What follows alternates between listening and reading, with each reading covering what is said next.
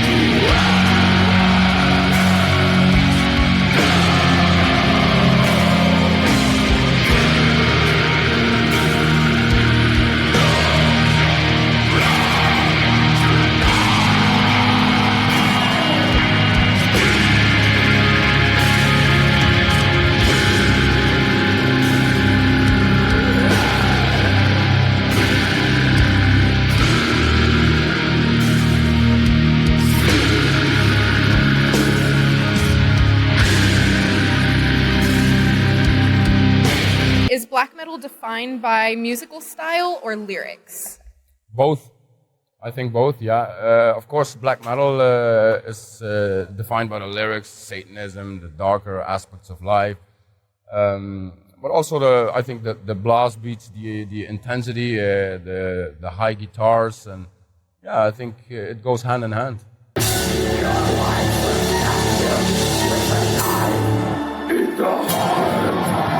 When we started out, the first Tormentor flyer that I have at home says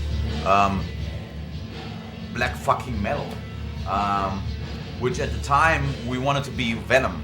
That's why we called ourselves black metal, because we knew that Venom were black metal, so we wanted to be a part of this whole thing. By the way, I knew this before I'm asking it, but you're related to Kronos? We really knew about it. Oh, I'm really surprised that you knew about it. Yeah. I'm so surprised you knew about it, Bill. Who could have ever told you? Oh, really? Yeah. Yeah, whatever. Yes, it's true. We've asked Kronos about other people naming a style of music after his album Mhm. How do you personally feel about the name black metal being taken from your family? That was such an offense. I should take all those people to court in the name of my family, really. I get these questions from Bill's about now. You invented the term black metal, so do you consider the term to be bastardized these days? No, it's been used by people who shouldn't use it. It's like the whole Norwegian scene, when really they should come up with their own name, like, I don't know, corpse paint metal or Norse metal or whatever, but they're not black metal. Black metal is Venom. It describes our music, which is thrash metal, power metal, speed metal, death metal, and it's all of the metals. We do fast songs, slow songs, sex, drugs, rock and roll, Satanism, everything. A lot of those bands play either just death metal or just whatever metal, but they're certainly not black metal. They just couldn't find a term for themselves, so they just jumped on ours. From where did black metal truly come? Norway or Sweden? I wouldn't say neither of those. Actually, I would say most heavy metal culture originated in the British cradle. It was fucking Venom, as far as I'm concerned. But going from there, definitely Sweden with Bathory. They were. Venom was the igniter. Bathory took it to where it should be, as far as that very specific kind of darkness that is unique to black metal. Definitely Sweden in that case. Norway didn't pick up until fucking 86 with Mayhem.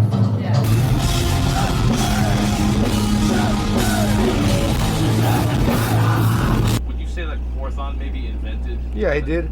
Actually invented black metal, because the thing that also started the whole black metal scene in Norway is because of Sweden. You have Bathory and you have Mayhem getting the vocalist dead from Sweden, which made Mayhem the black metal band they became.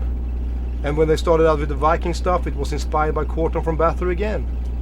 So I think it all comes from Sweden. Whether you like that opinion or not, it's a fact. No, Quorthon was first. Well, he was. True. But if it hadn't been for Mayhem and especially Darkthrone and Emperor, it wouldn't have developed. I don't know if Quorthon ever called Bathory black metal, but it's definitely considered black metal. But that was just one guy, mainly one guy, and yeah, of course they're right.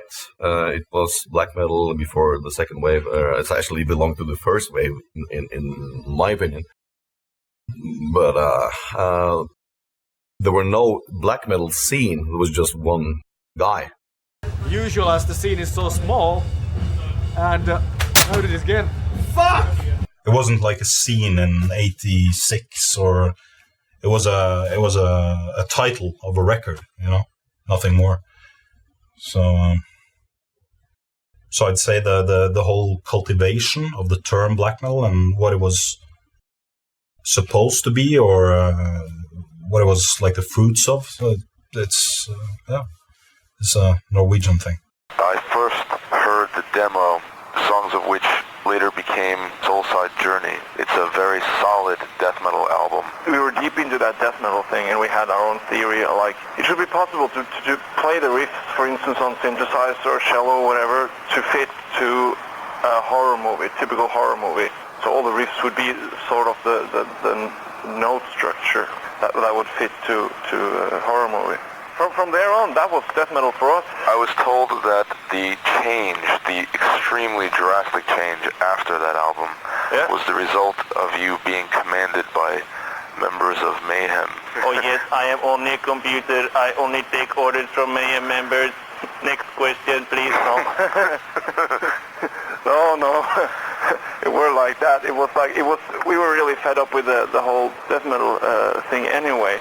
Of course, Euronymous had always pointed that out. So whenever I would even bring him like first Autopsy demo to his house, like in 88, 89, and I'd play it and like, listen to this fucking rules, and he would be more like, well, it's okay, and he would like just put on some mutilated, from France. We didn't change because anyone told us to. It was more like we saw old albums in a new light, and it was the black metal feeling came, and then you really couldn't continue playing technical death metal. I was totally uninterested in making riffs that were like 7, 8 rhythms or 14, 16 rhythms and things like this. We just made a decision to become primitive or to play what we basically were listening to. Scandinavians in general, they kind of expose black metal to the wider audience, and by their by great music, but also by their activities, they brought so much attention on them, and they kind of made it big again. You know, they kind of redefined it, I would say, with bands like Mayhem and Darktron. Where does Satyricon fall in the early beginnings of black metal? I think that we are part of that tradition that took upon us to bring black metal to a new level, adding more depth and adding more substantial darkness to a genre that was basically dead by the end of the 80s, but that bands like Satyricon, together with the rest of the wave of Norwegian bands emerging in the early 90s, that we were revitalizing. And it was a very exciting period, the early 90s. Being part of the tradition and taking part in creating something that didn't exist on beforehand, and really expanding the depth of the genre is something that we took with the greatest level of seriousness, and that we still do. Manowar had Viking lyrics before this whole black metal explosion. It's always been our image right from day one. Started singing about Vikings and that whole image type thing. We pioneered it, we started it out, and it's amazing how many other bands now, you pick up albums now in the heavy metal section, how many bands carry swords. I think that's an interesting thing. This one piece will make 52 layers. Watch on mobile devices or the big screen. All for free. No subscription required. There was a lot of hype. They create more on the image and stories than the music, because the music itself, some bands were good, but most of them are just like a sloppy and raw, some silly music and silly people playing that shit.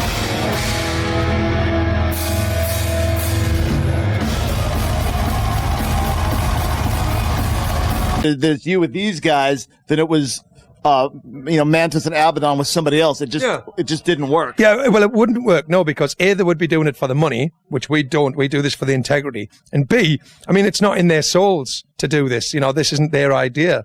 I mean, this has always been my idea. I mean, that guy who they got in for the singing, I mean, he now stars in some play called Chitty Chitty Bang Bang in the West End. So, I mean, what the fuck's all that about, yeah? Fucking homosexual fucking ass, Venom sounded more like punk than black metal nowadays. So, were you the guys who invented the death to false metal? Yeah, we were. There's another thing that everyone picked up on. Oh!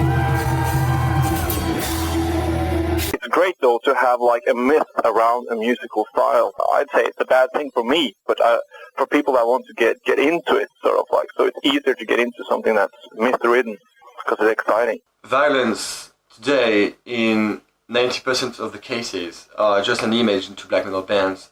They wear makeup, they wear spikes, but we have played with so many bands that were so different in the backstage than when they were on stage, screaming about Satan and about all this. I mean, this is not a game.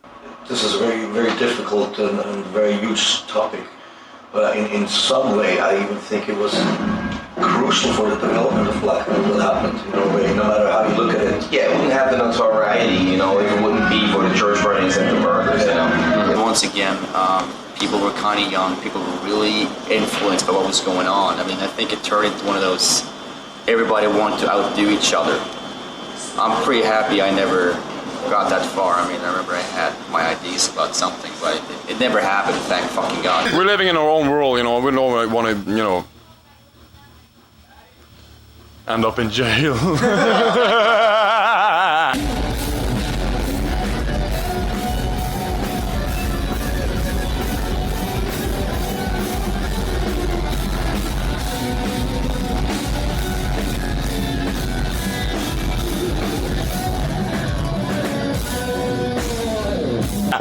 something from Abruptum was angry with me because something like the scene almost split like attitude-wise because of the who's rooting for Count Grishnak and who's rooting for Euronymous, and everyone was like figuring that I didn't give a fuck about Euronymous, but I like both guys. I think the suicide of Dead was probably a personal thing for him. I mean, I don't think that he had any idea that would become a big part of a black metal explosion thing that happened a couple years later. I think that was on his mind. I think what actually made that into a big deal was the fact that photos of it existed, and they got spread throughout the world, and they eventually ended up on a record sleeve. To the guy who threw a beer in my face, I'll buy you another one after. Motherfucker! If I had paid good money to go and see a band, and some jerk next to me was throwing something at the band, I'd fucking knock his lights out. Who the fuck are you to stop the show when I'm coming to see a fucking band I want to see? I had never a problem with any of these guys, and even like Euronymous wanted to release my band called Tormentor, of course, and then Varg wanted to release my other band called Plasma Pool because he liked industrial and techno music back then. And we had a lot of common points, so I had no problem. Maybe my mistake was that I didn't try to stop this opposition between them, because I just heard stuff behind the backs, and at the time I thought that it was just kind of result of the stress of the recording, and it's been a long process, and they might be very tired of the whole shit, and I thought when the album will be out and we start to play live, things gonna get better.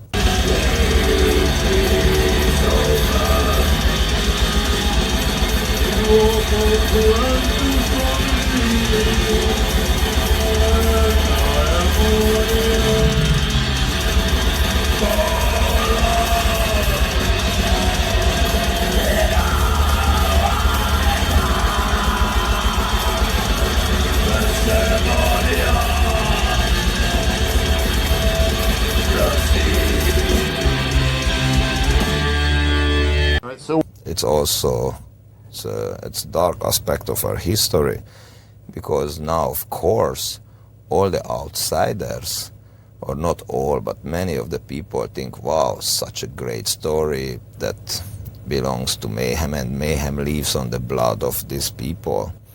Actually, it's the other way. No one thinks about that the band was completely ruined. The band was just dead after what happened, and it had to build up again. how do you feel about certain black metal bands boasting bands like Venom just write make-believe lyrics about demonic killings, whereas Norwegian black metal bands actually live out the things that they say in their songs? No, they don't. What, burning a church? I mean, look, there's a big difference between being a musician and being like a felon, yeah? I mean, if you want to go and commit a crime and go to jail, well, go on then. Or do you want to be a musician and tour the world and make albums? There's a fucking very, very big difference, so they're not musicians. It's important to remember that all these there were not that many people involved in the crimes. There were like a handful of people that actually committed these crimes. So it was more personal than a kind of a. It was never a violent organization. Was the inner circle of Norway real? Yeah. It was. Yeah. And how did Marduk relate to that? Because we were a part of it. Really? Yeah. All right. Am I asking a sensitive question? No, not at all. So, was that a violent organization? What do you think?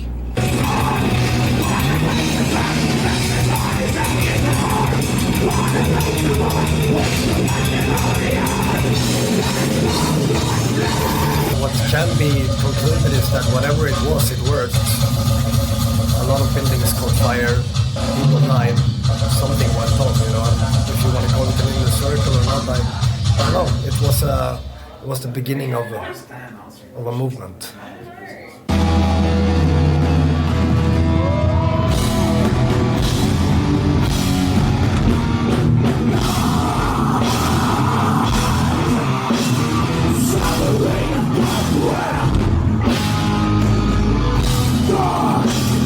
The church burning as a symbolic act, I can understand. I mean, as a kind of a revenge, in a bigger historical point of view, maybe the Christianity has been the most violent religions of them all. So, in a historical point of view, a bigger picture, they kind of deserve it.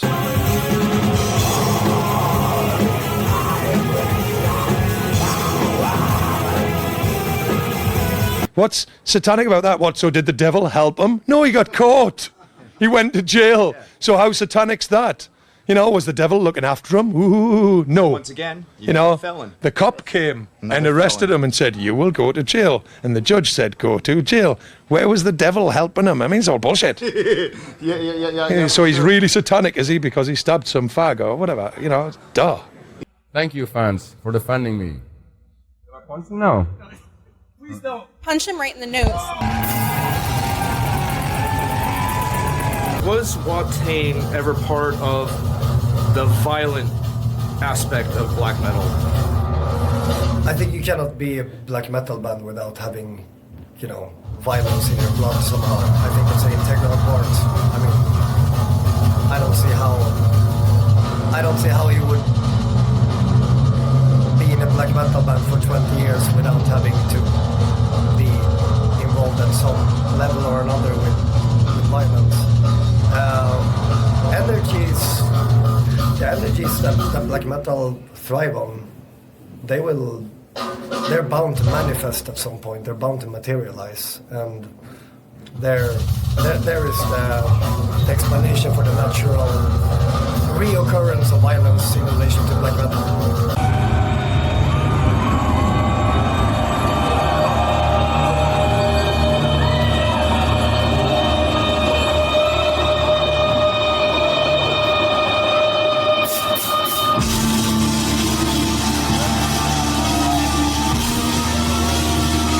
Trends, they come and go, but only the real bands are there, I mean, all these, the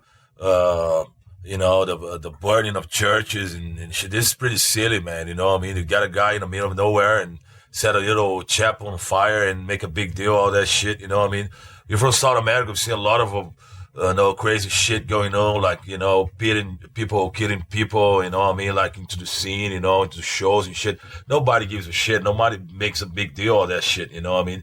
So it's pretty much, the hype, the hype of things, I mean. I'm evil, I'm holding axes, with cherry blood on it, I mean. Put my shirt out on the middle of on the blizzard storm. For me, all this shit's gone. Like he said, I mean, there's labels, they come and go, but only the real bands stay, I mean, all that black metal shit was just a big hype,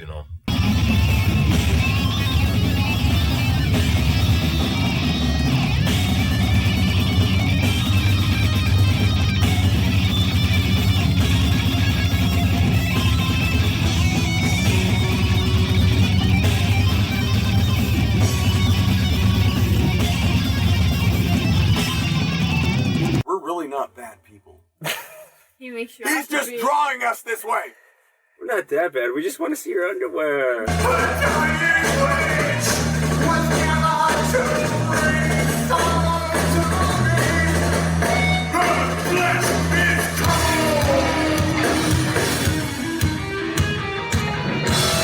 Alex, do you have diplomatic immunity to rape and pillage while you're on tour, being that you're a Viking? Next question. Yeah.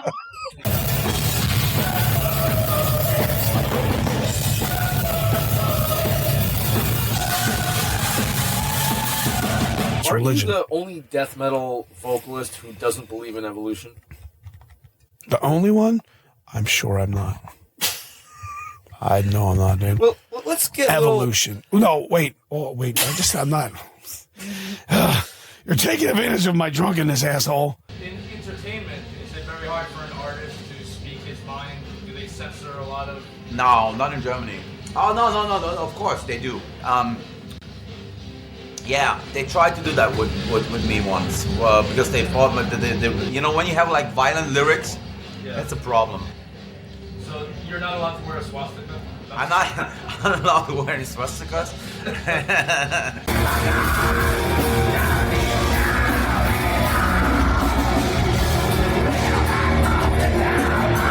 The similarity between you and the girl next to you is that her Russian language has a different alphabet than English people use, and Greek also have different alphabets. So, how hard was it for you to learn English?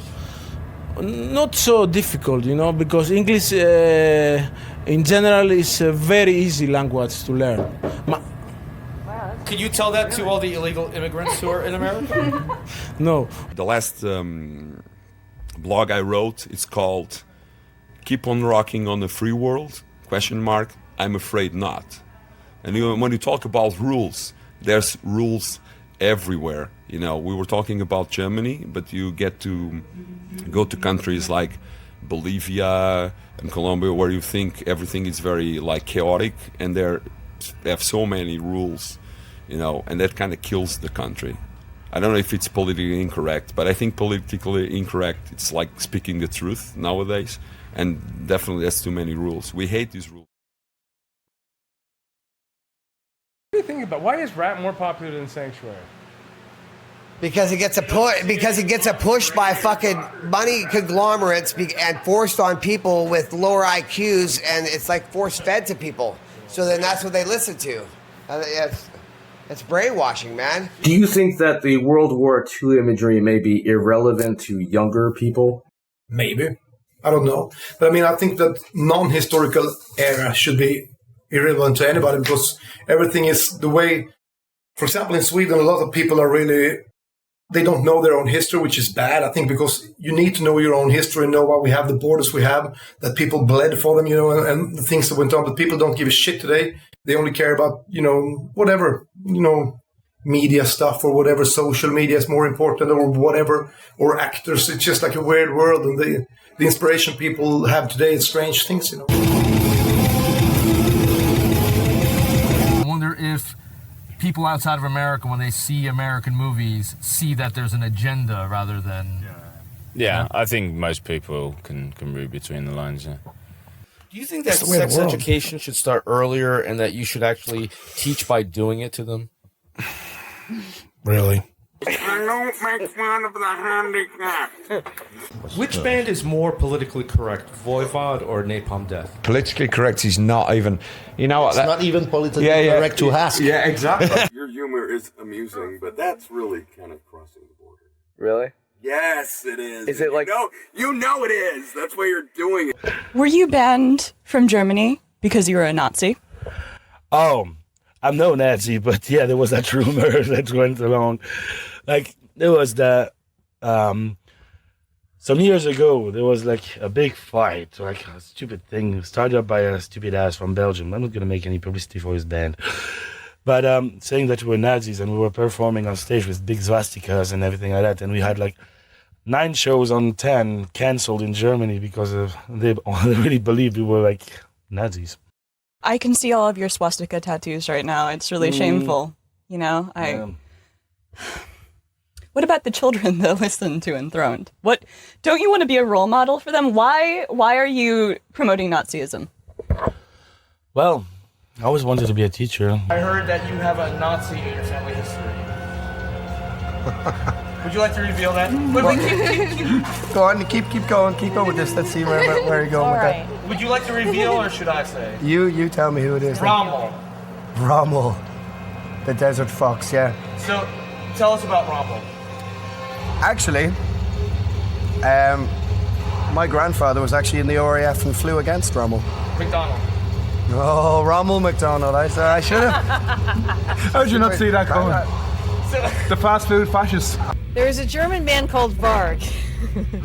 All about Germany today. That is so afraid of being called Nazi that they forced one of the members to have a hairstyle. Holy fuck. Go ahead, say it. Say it. It's not a negative word. You know, all right. They're so afraid of being called Nazi that they're forced one of the members to have the hairstyle of a Negro. Alle any kind of Auschwitz comes and Anything that's said in German sounds really violent. Yeah. Is it just me? I don't know what's going on. They could It's be just like what everyone says. professing their love to you, and it would sound Ask some like. question about the Nazi era. No. In Germany. I was informed not to question. You scared him away. All right. You did, Bill. No, the question I have is, what would it take for Germany to unify for World War III? Do you try to make them more comfortable by wearing maybe a swastika on your sweater? No. I guess they wouldn't really appreciate that a lot. Do you have a favorite Nazi song? No, fuck no.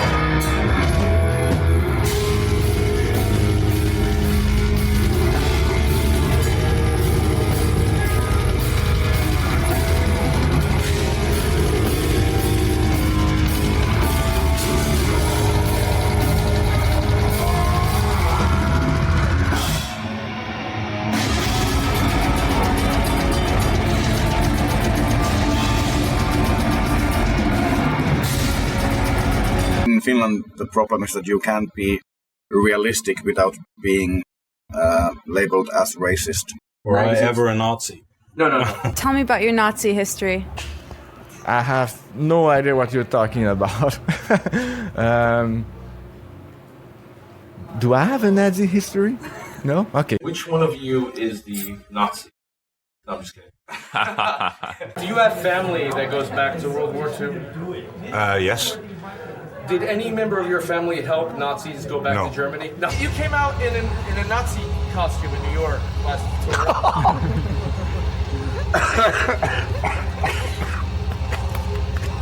Yeah, I did, but that was the S&M party afterwards, wasn't it? S&M. Oh. Do you have S&M's candy in Ireland? They melt in your mouth, not in your handcuffs. Oh God.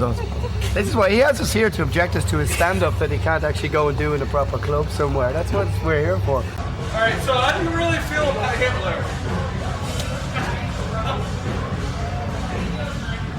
Bill, you said you wouldn't do this. You're allowed to do it. No. Ask the question. What question are you just tired of answering? I told you before. Would you be willing to give it in the ass? I don't know. This might just be a rumor, but we were told that one band attacked them because they thought that Varg was Nazis. And one of the members of Varg had a Hitler mustache, and there's a band from Holland that shaved the mustache. It was Heide Volk, the band that forced the man down and shaved his mustache. No, fuck no. Sometimes some Germans have the dilemma that they really have to be nice, not to be considered Nazis, if I get the question right. And sometimes they overdo it, yeah. He said that he moved to Belgium, but then the right-wing people became too strong and he had to leave back to Finland. What do you say about that, the right wing in Belgium? Is that why you have a colored person? Yes. We took Eduardo here on guitars, who apparently is Hispanic today. Which Voivod song is the most Nazi? No, I'm just kidding. Music shouldn't really have politics to it, but has Voivod ever had politics? Social messages, I guess. More like social issues. National social? No. But there's a joke about Germany burning Lapland. It's not a joke, they did that. Yeah. My personal opinion, I have some NSBM bands, records, Oh, really? LPs and stuff. Yeah. Well, talk about it, because you're the first actual person. I want to hear about it. Okay. So, for me, I don't listen that much. The lyric stuff doesn't mean that much to me. The NSBM bands that I have, or as considered as NSBM bands, I like them more or less because the music. So the National Socialism part is not that big part for me. It's more or less the music or anything.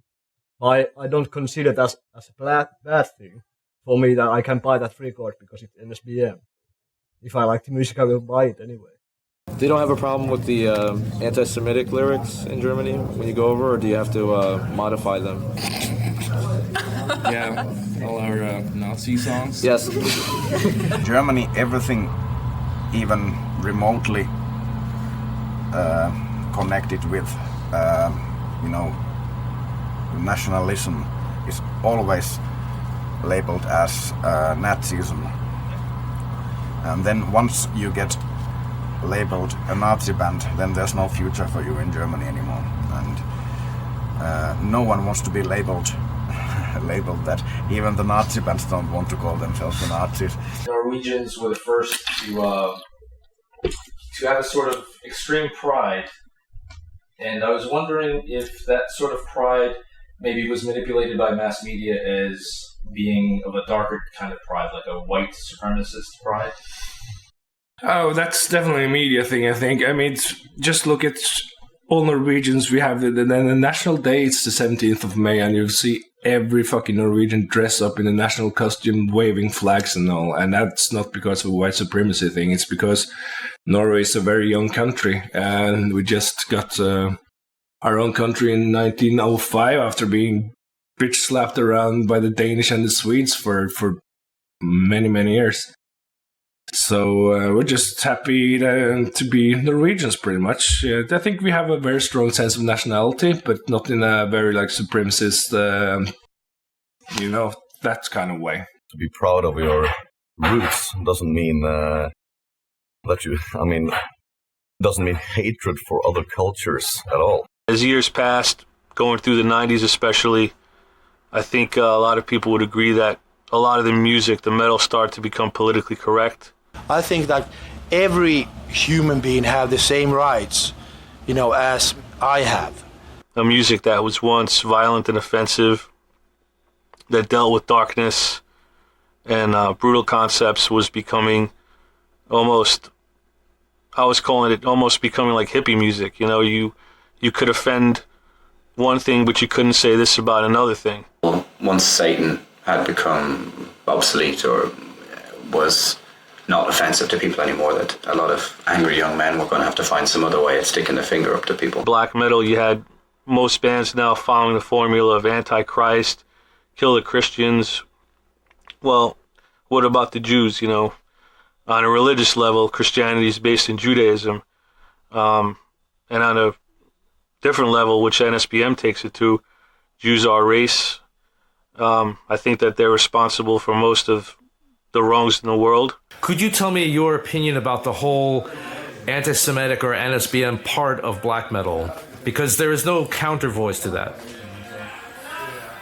Well, I would want to make an interview with these people to understand why do they have these opinions and what is their agenda. I don't support anti-Semitism in any way or any racism in any way. And I think that I don't know, some of these people maybe had a wrong childhood or being ripped off by some guy and then overshaped their opinion about a whole culture. I don't really know. I think that judging a complete population, shaping your opinion about a complete population, let's say saying all Americans are dumb or trash or eating junk food. How stupid is that? You cannot put a tag on a complete community and tag them. You cannot say it about Jews, not about Muslims, not about anything. The only thing you can say is that our education is fucked up, and that education creates products who happen to be violent or peacemakers or I don't know. There was a guy that told me one time that you cannot find any violent guy in Tibet because they were educated for peace, for tolerance, for meditation. So I take it, it's all education. We're all the same, and we're born and being educated and shaped by this education system to be what we are. You can be anti-Semite because your father was anti-Semite, and the way he talked about Jews, that's enough to make you an anti-Semite. So, I don't know what's behind those bands. I think it's stupid, but I'm willing to have a conversation with them, because rather than just saying, oh, you guys are stupid and anti-Semite, just to put that tag in them, I want to understand, how did you get that opinion How did you shape your agenda to be the way it is? What's behind your agenda? What do you have anything against me? What did I ever do to you? We never spoke. We never met. I don't know. I might be the one that will save your life in one occasion.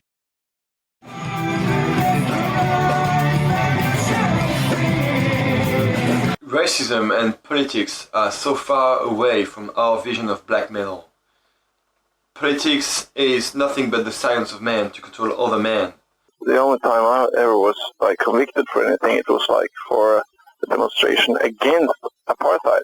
But that was a phase of socialism. Then I went through a phase of being really angry with other races, and now I'm back to normal, you know, like totally unengaged in political issues. Every time we play, you always see the fucking hands going up sometimes. I saw it yesterday. Black metal shouldn't be about peace and love and be careful who you offend. You know, the one who probably made this whole rumors that black metal is all like a bunch of Nazis is, I won't mention any band names, but person. He keeps changing, kind of like first he was satanic, then he was pagan, and now he's a leader of the NS party. I mean, come on, what the fuck? I mean, make up your fucking mind. I really don't know why that is. I mean, I could understand it if you live in a horrible neighborhood and you get beat up by somebody that's not of your ethnical background every day. Maybe that will help you become a very open-minded person. Oh my God, that's my drummer trying to sound like Hitler. You're constantly reminded in school, on various forms of the media, on television, MTV, how it was your ancestors that caused all this plight and strife in Africa and all over the world. It was your ancestors that brought the slaves here. It was your ancestors that committed the Holocaust. So I think that kids started to see this, react to it, and bringing out racialism in black metal is a way to glorify the past of ours that was being trampled. I would say I am very proud of my heritage. I'm not one of these whining whites who have to feel sorry for their ancestors owning slaves or this and that and the other thing.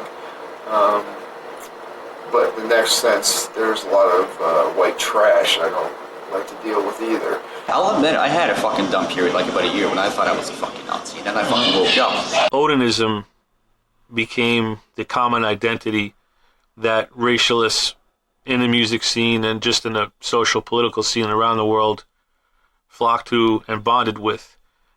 Basically, the essential reason is because during World War II, the Germans used various symbols from Nordic paganism, whether it was the Futhark runes, different Viking symbols. They used them on the uniforms, on their tanks, on their planes.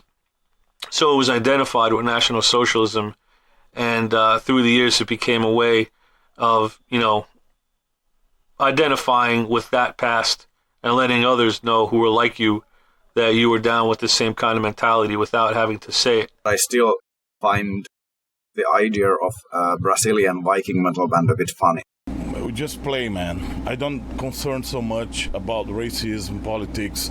We are much more connected for spiritual, cosmic stuff. We are gonna die. I don't give a fuck if you're white, if you're black or whatever, like I say, you can find prejudice everywhere, like whatever, douchebag say, oh, I'm white, I'm good, or I'm whatever, but that don't connect to me, I'm connected for the great, the earth itself, cosmic shit, But inside Brazil... the place, we do the best. We sell a lot of records in Germany. The best. We won for charts in Germany. We won some Billboard in US, where people have a lot of racism or whatever. And we, as Latinos, we do so well, so I don't care about that. That's something that affects me, whatever. If you have a problem with myself, my skin color, come and tell me. but nobody ever came and tell me anything. You know, I think they're afraid. So if you think you're superior, you come and tell me something, and I'm gonna tell you something back.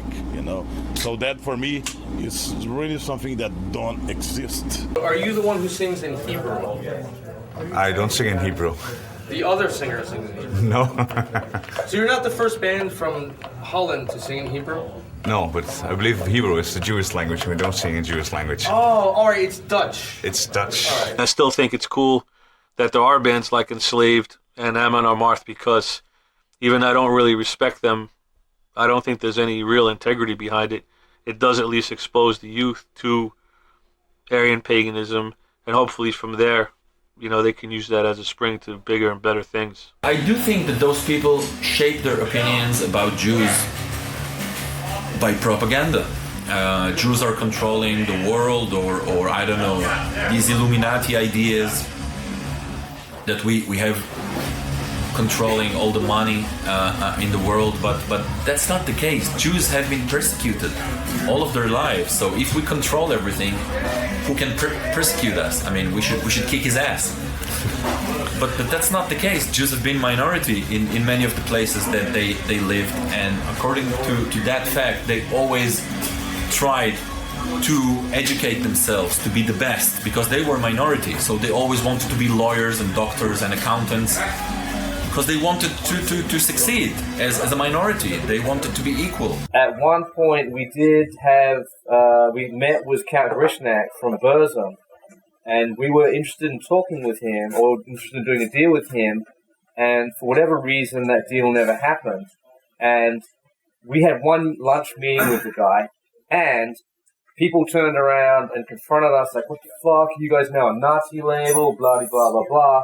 And as far as we're concerned is, you know, we don't promote this, that, and the other. We, as Bill talked earlier on, you know, we had like, Napalm Death doing Nazi punks, fuck off.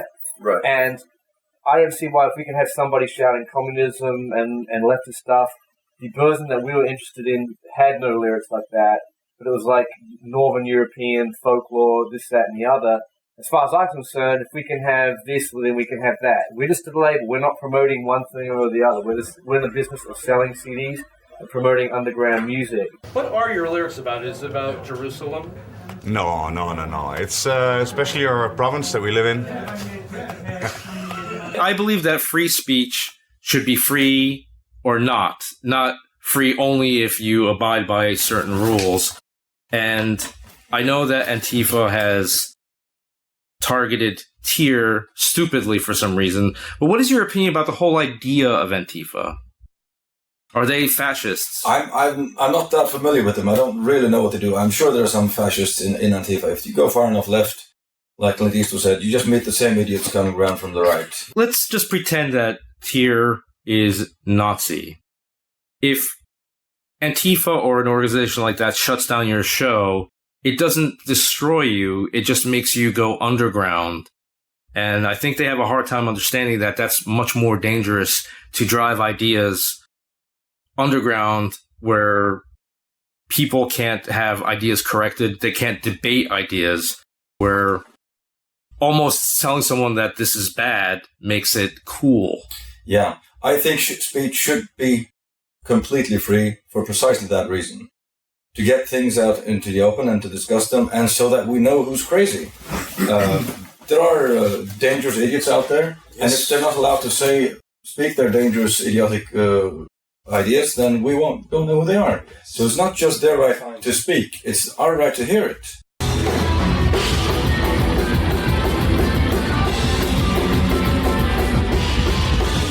The last war that Poland and Germany was involved in, it was 50 million people that died because of that, you know what I mean? Even Americans. So what can I say? It's weird to me, you know what I mean? To be honest, like mixing politics with music is like it's just from the start it's wrong, according to my philosophy, you know?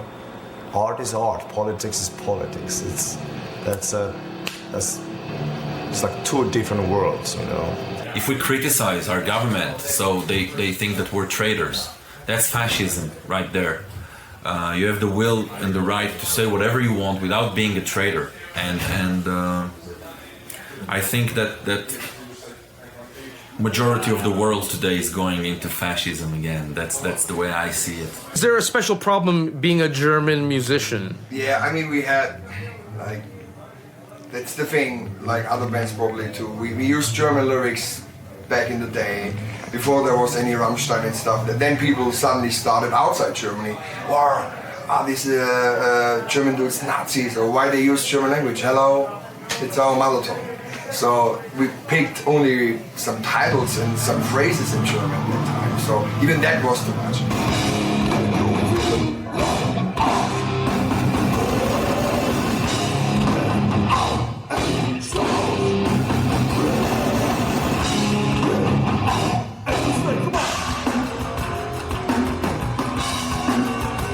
I've heard that Poland is very Catholic. Extremely Catholic. Is it anti-Jewish?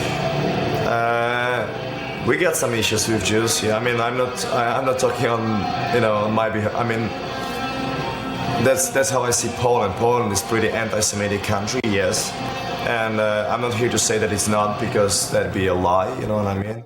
I don't want to be a hypocrite.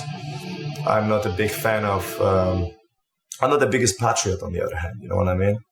It's we got our issues with different countries. And although, like our president or our politics may claim that we are, Jewish-friendly country, I don't think we are. Don't tell me, you could write songs about, sacrificing children to Satan and kill Christians and rape nuns, but then tell me that I can't, say that the Holocaust was fake and that, too bad it didn't happen, and, substitute Christian with Jew. That seems to be a sore spot, and it shouldn't be in a music form such as black metal. I just find it very strange, the whole Nazi thing within, because then you obviously become very political, and it's very radical to make a stand and say that, yeah, I'm a total right-wing, but then maybe you should try to go into politics instead, but doing music. Have you ever been in trouble with the organization Antifa? Not really. I mean, there's really no organization that I think could give us a problem, because we would just fight them back. But everybody else is so afraid of... Yeah, probably they are, but we are not. So you have never had a threat of a show being canceled? Yeah, we have. But the threat is a threat and reality is reality. Oh, that's cool. You're the first band to say something like that. It's not very cool, but it is reality. I mean, if people threaten, it's very unserious. If somebody want to do something, they would do it. So I just think it's just a big fucking joke. But why would someone accuse a Swedish band of being Nazi? Because they are stupid and cannot see what some things really deal with. I mean, it's a very logical. Most people are really retards, so whatever,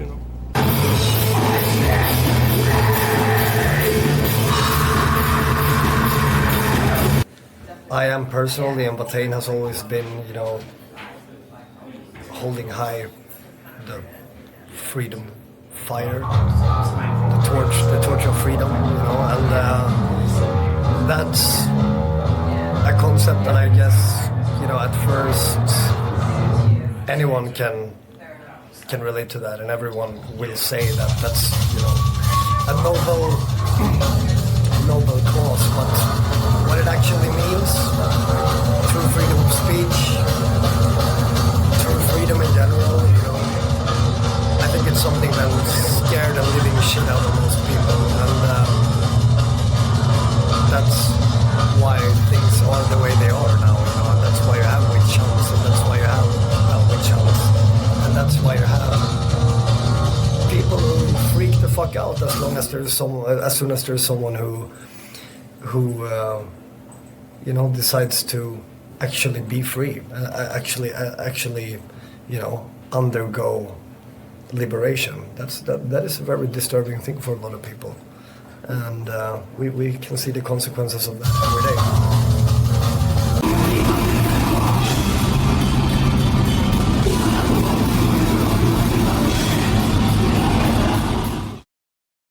Karl Marx said, he was Groucho Marx's cousin.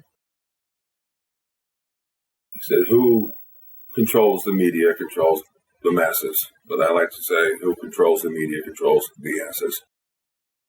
So, Carnivore, which I really wanted to make at the time, the quintessential rock band by attacking sociological existing values at the time. There's a lot of big words at once, right? Rock music in the past, when the country was very right, rock music has been left. Carnivore was just as a socio-political experiment, right-wing, because not only did we upset the parent and the child, but the embryo as well. And so I wrote songs like Jesus Hitler, which was in fact comparing Christianity with fascism. Well, you know, a cross is a cross, but it's crooked or not. Satyricon has always been a spiritual arena, and it's going to remain that. And I think that it is very limiting to let your life task or your life's work revolve around protesting against something. I mean, that it would have been more correct to choose another art form like punk music or hardcore music that is really fitted for just that kind of purpose, where music itself is almost secondary. It's like a political message or a philosophical message will be more important than music, and music is like an instrument of getting that across. That's not so with Satyricon, and I think that black metal should remain spiritual and not political. Endast Sverige, svenska älgar hava.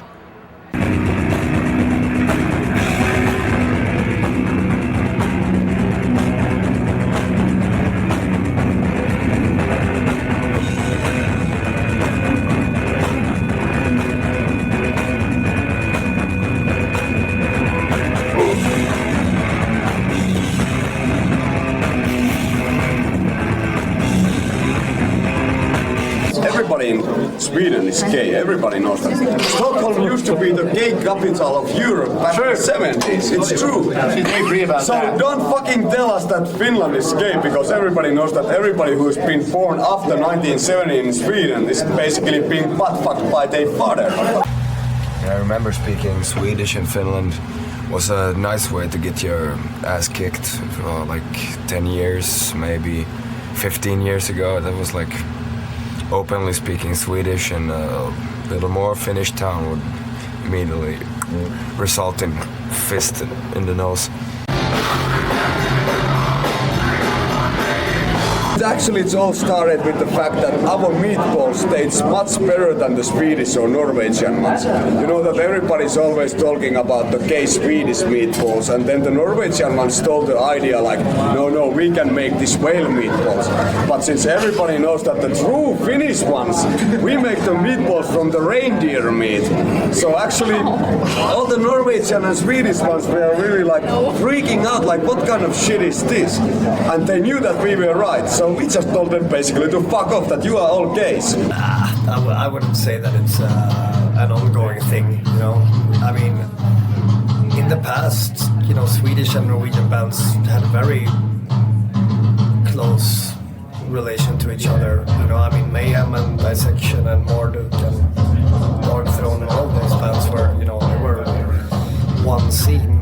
So yeah, I think it's a little bit, it's more of a, you know, tongue-in-cheek kind of thing.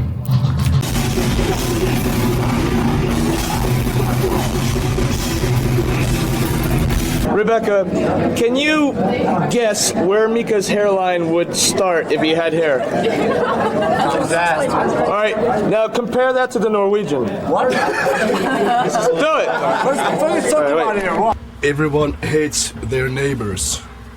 That's just... Yeah, and everybody hates Swedes. Yeah. But it's more of like a joke and not real hatred.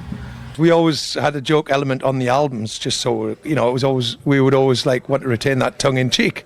Yeah. You know, I mean, we have a fucking good laugh doing what we're doing as well. It's just other people don't get our jokes.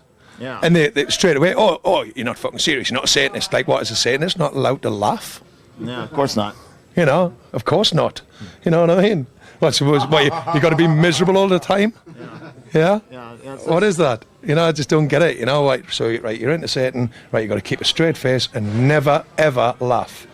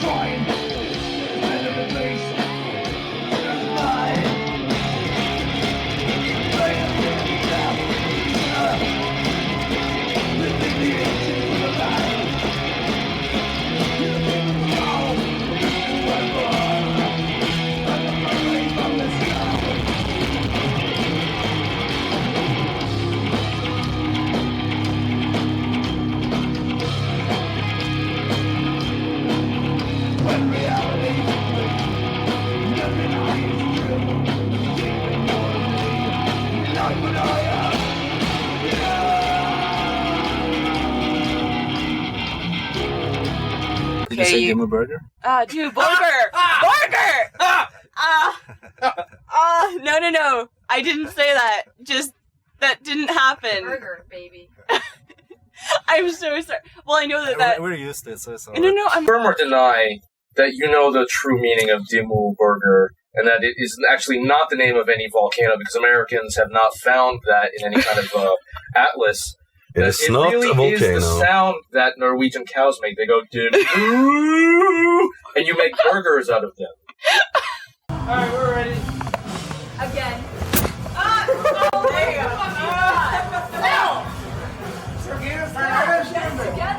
So on a scale of like not so gay to pretty fucking gay, how would you rate yourself amongst the other bands on this tour? Ow! They're fucking biting me! Ow! No! Ow! They're fucking really biting me! Where the fuck is the flesh I can get hold of? I'm too muscular for it. You're living in England now. Is that because the Finnish government has given you money to show how beautiful the women of Finland are? Bill's so clever. I have one question. It should be brief, and it's not embarrassing. Yeah, he said that wanting people involved, it shouldn't be embarrassing. That's how long that's you what you are. expect. Will you be thinking about Soraya when she leaves? I'll be insulted if you say no. My name is Izzy. Hi, Izzy. I love you. Izzy. I just want to know who owns a pop. Weren't you angry that they stole the idea to wear women's clothing on stage? Stole the idea. Do you really buy Barbie dolls and try to pass them off as Royal Dane dolls? Yes, Royal I Tour? do.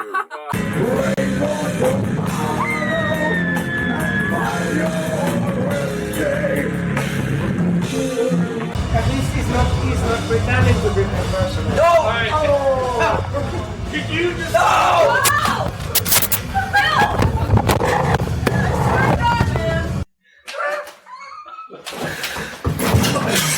I know who I am, and I have no problem making joke about myself. Can you tell me where my country lies?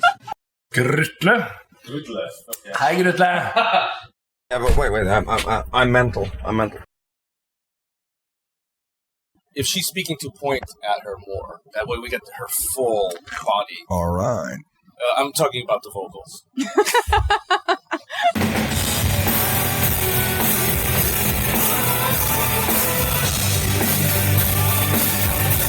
Did you guys ever play Dungeons and Dragons? I did before, yeah, when I was younger I did. You can't hide it. Trust me, if I was in the bus now, doing what I normally would do, having a good time, not doing this stupid interview with your dumb ass, I'd be talk about you like that? You're insulting me there too. Not you. You're this is his deal. You know this, right? Right? He didn't even know your name 2 minutes ago. He didn't even know my name 2 minutes ago. So don't let him reel you in like you're a partner in this, because you're not. It's all him. He's making the money. We're just fucking getting shit on in the whole process. Tell me about the lyrics of Fintroll with the new... That'd be him. With the new... Hello, Bill. Yes, thank you. One of the questions is, would you like to fondle my breasts?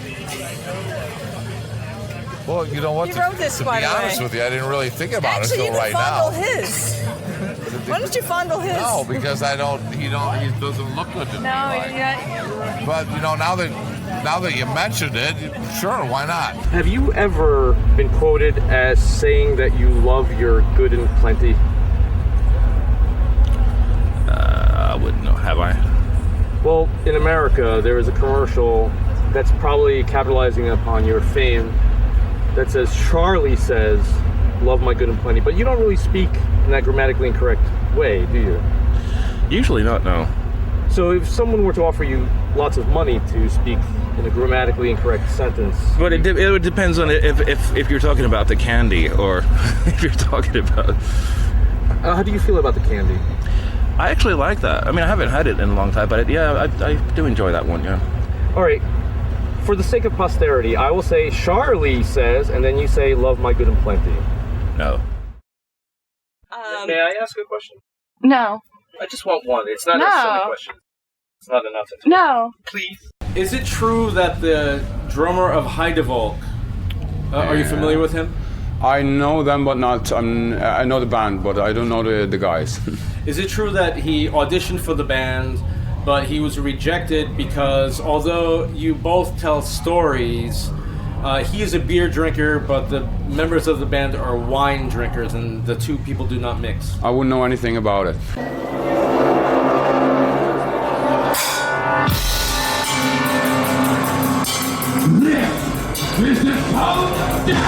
I'm a vegetarian, and it's kind of hard to find vegetarian food in America. No, I'm vegetarian too. By the way, you have permission to smack her. Oh. Really? Yeah. Is King from Gorgoroth gay? No comment. Is it true that Man-O-War is at war with Nevermore? No, not at all. Are you familiar with Nevermore? Oh yeah, absolutely. But I've never heard that you're at war with them. I never heard that at all. I heard that in the early days, some girl called him a Valkyrie, but as an insult. And he didn't know that a Valkyrie was a girl, so he kept telling everybody that he was a Valkyrie, and when he found out the Man-O-War lyrics showed the truth that Valkyries were female, he wanted to put you guys down to silence the fact that he was called... About that. That's news to me. No, I just made that up. But... King Diamond upside down cross dresses. Do you guys still have veto power? Like, you might put on a costume and be like, look, this just looks gay. I don't want to wear this. Like, it's just, like, awful. When we first started talking about white, we were like, no, that's gay, you know? Yeah. Elena, are you in Leave's eyes because you have left the singer of Fintroll, Matthias Linzmann, otherwise known as Vreth? Would you be able to repeat that question? You can tell me that it's none of my business, but you please admit that you have been dating the singer of Fintroll. Fintroll? Yes. Oh. She lives in London. Yeah, it would be a little bit hard because I've never met the person. I'm 31, I'm single, and I'm ready to mingle. could you tell us how you learned English? I know, but I don't want to be one of those journalists who's bragging about his knowledge of the band, and I know your shoe size. How did you learn English? Well, I was watching like English TV when I was a kid. No, you had a friend of the family visit during summer! Yeah, well, also. Oh, okay. Tell us about that. Yeah, well. But I was thinking in evolution, why there was never a spider shark. Because, fishermen, they catch fish with nets. So the fish should see that that really works. And, spiders make nets. They make the webs. So a spider, instead of biting... No. All right. You've only had that one view, right? I just have to ask. Sometimes this lets you find out more about a person, right? All right. You have any thoughts about... No, I haven't been too concerned with spider sharks and shit like that, no. How do you say, I love you too much for my pants in Greek? For my pants? Yeah, what does that even mean, Bill? You're the one asking the questions. How should I know? Well, it's...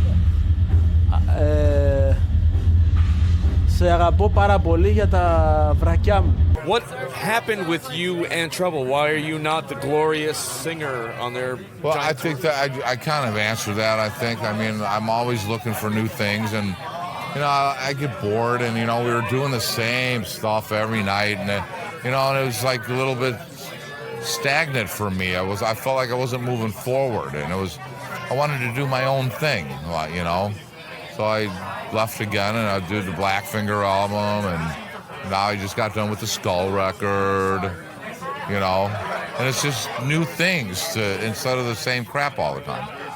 It's kind of tough right now because I keep going back to the question about do you want to fondle her boobs like, It's fucking, you fucked me over a little bit right there, Hike, with that.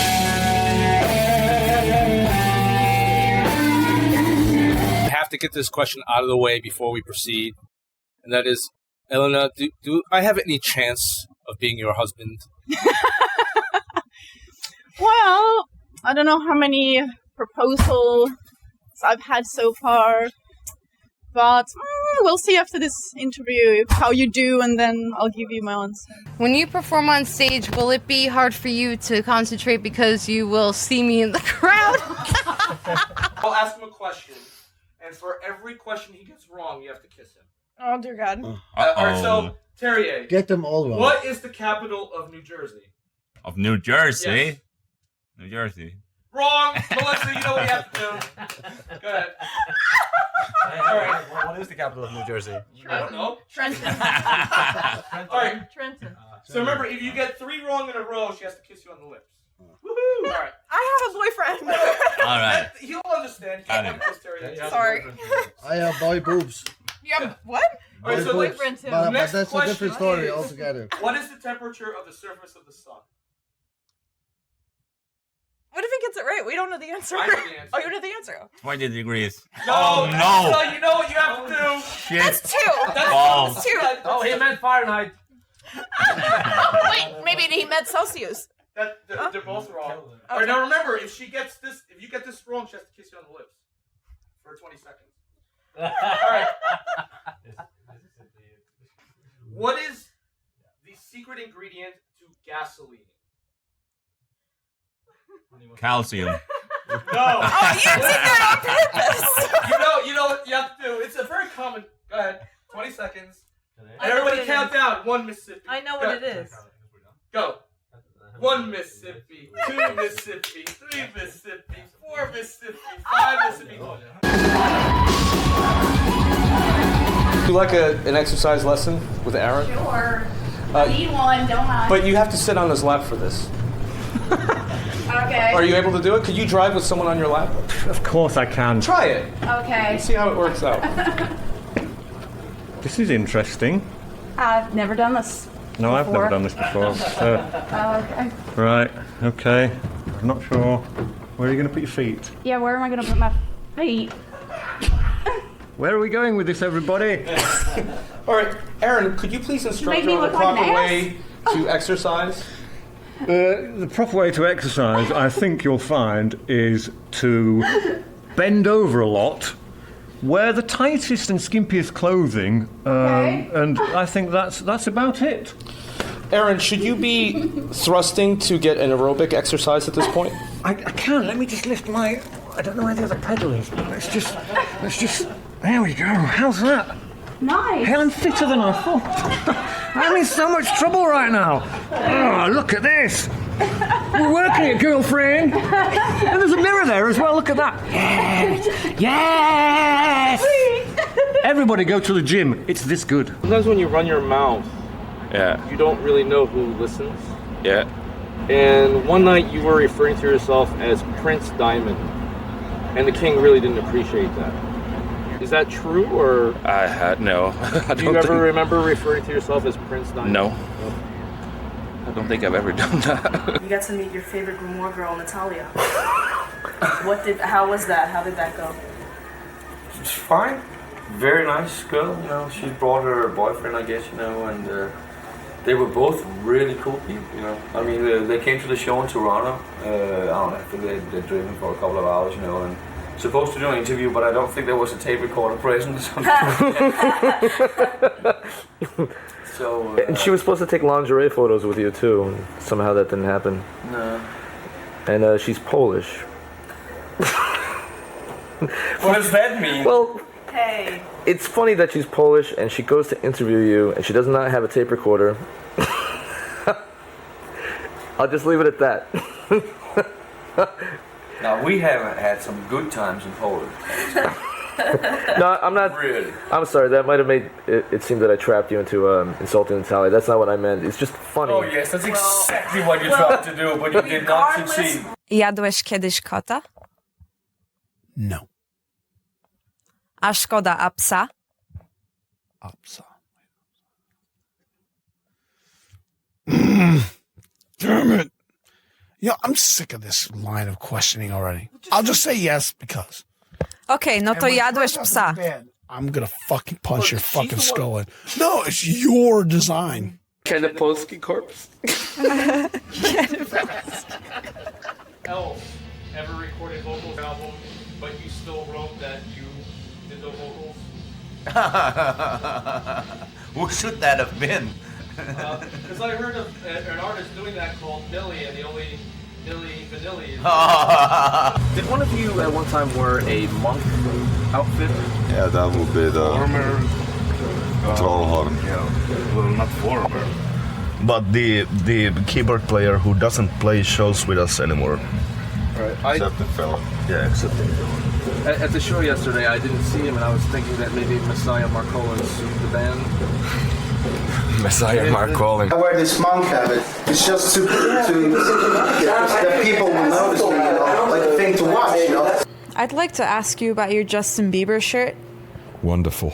Yeah. Yeah, I did it in Russia because there was all that stuff. I can't remember whether it had been passed at the time, but there was all that stuff about outlawing things that promoted non-traditional relationships or sexuality. So I thought to myself, well, what can I do that might be look kind of effeminate? Not that I'm casting any aspersions on anybody, but I thought, well, I'll put a pink Justin Bieber t-shirt on and that'll show what I feel about, you know. It's a tokenistic thing, you know, but I thought it was funny at the time. And why not, you know, a bit of humour. Mr. Barney, with no disrespect intended in this question, is that why you have a Justin Bieber hairstyle? Could be, subliminally, you know. It was not a considered thing, but yeah, that's a good point. I'll say probably yes to that question. Hey, baby, I think you're really beautiful. I think you're special. You're not like the other girls. Looking at me. Teresa. I'm looking at you. I'm looking at you like the other girls. Hello. Hello.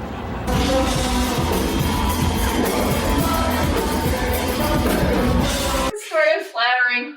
Oh my god, that's my ass. I think everything is which is part of us. You can use it, even a sense of humor, but it has to make a sense. It has to make a meaning, you know.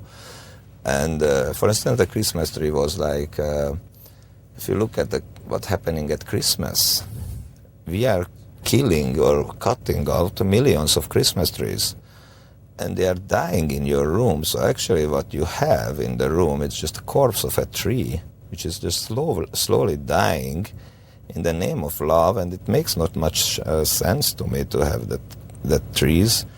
So I was thinking probably most of the Christmas trees are not that much happy to be Christmas trees. Okay, fuck SOD. Yeah, that's my opinion. Fuck them. Whatever happened to SOD? I worked as a lab assistant, and I found a few little powders in the arsenal that I could mix to do these bombs, on stage. Just these canisters filled with this shit. I'm standing there with a torch, and just sticking it in this thing, like, I was going to smoke, and then,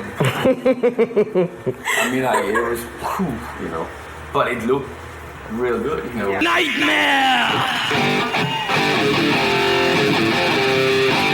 Come on, use your hands and give us a little slapping.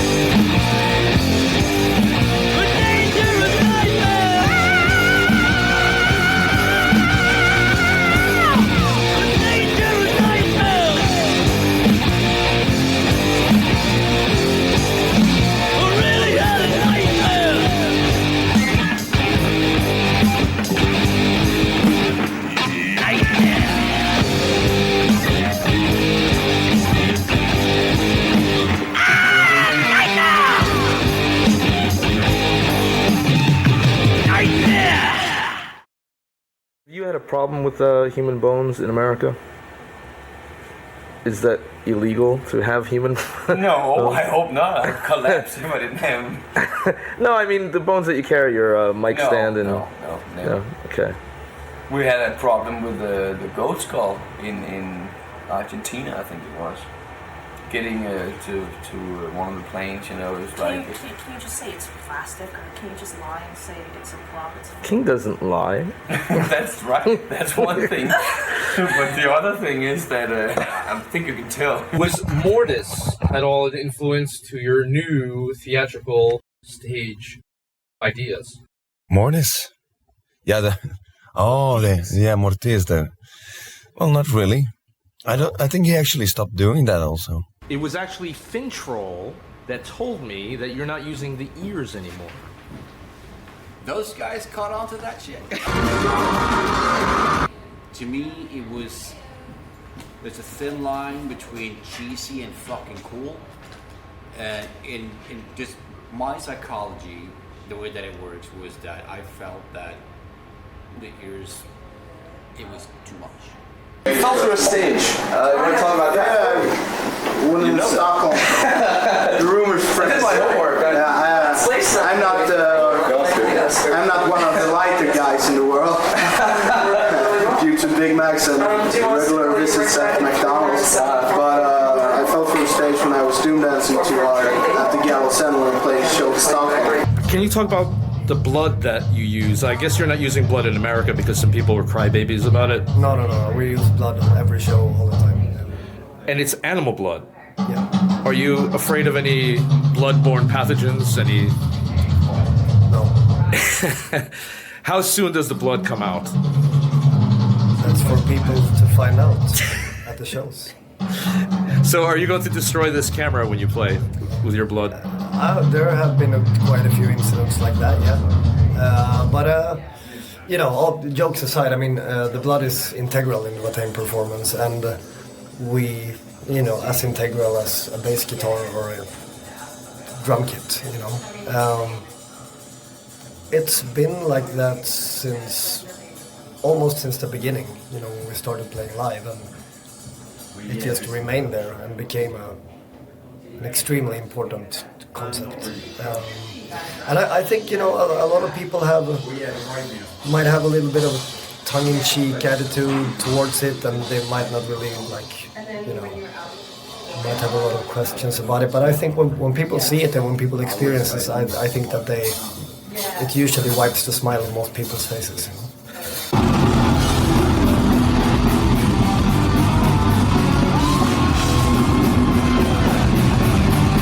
Because you changed your lyrical style, is that why you stopped using corpse paint? Yes. Do you wear corpse paint anymore? No, I don't wear corpse paint. I wear mercurial silver makeup is what it's called. Alright, and have you ever been criticized for wearing corpse paint like face paint? Have you ever been criticized for having short hair and wearing that sort of... I wear corpse paint because I feel that Agathon is kind of person inside me, and I don't want him to be labeled as me. He is different person than I am, so he looks different.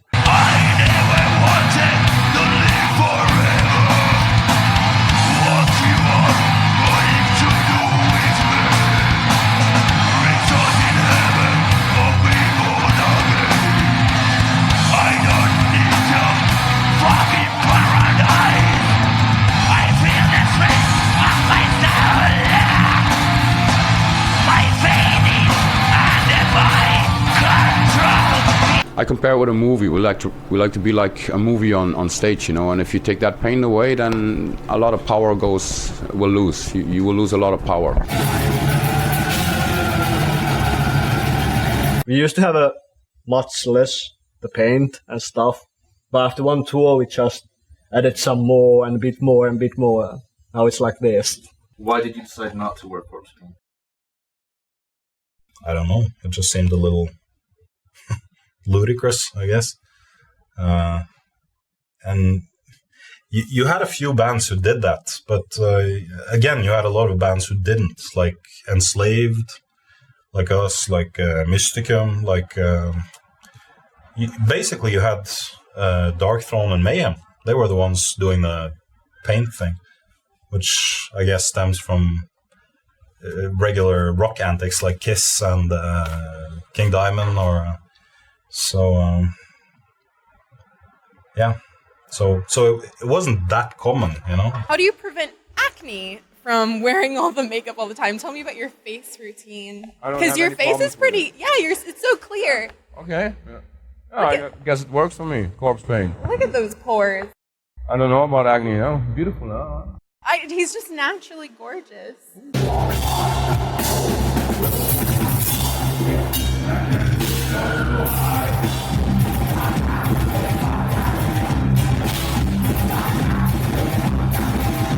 England's always been a fucking pain in the arse. They build bands up, as they did with us, and it's all, you know, sweet smelling of roses and stuff like that.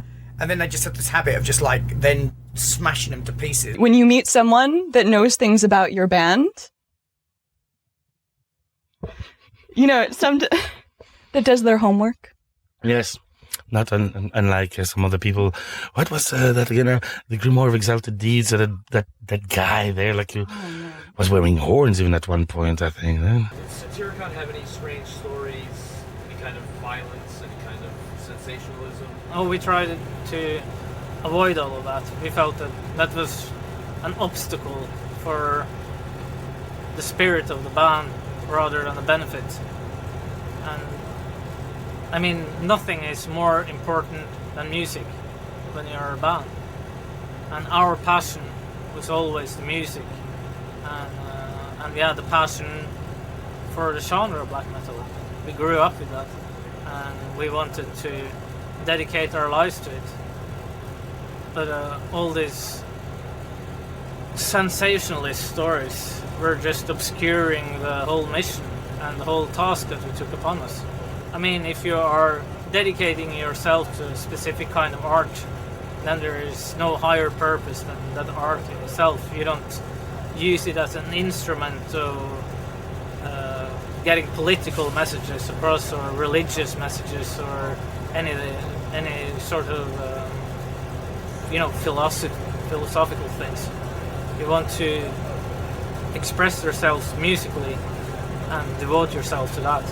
Before the interview, we heard a story about German MTV. If you could tell the story again. All words. What? I can't remember it. Start over and tell the story.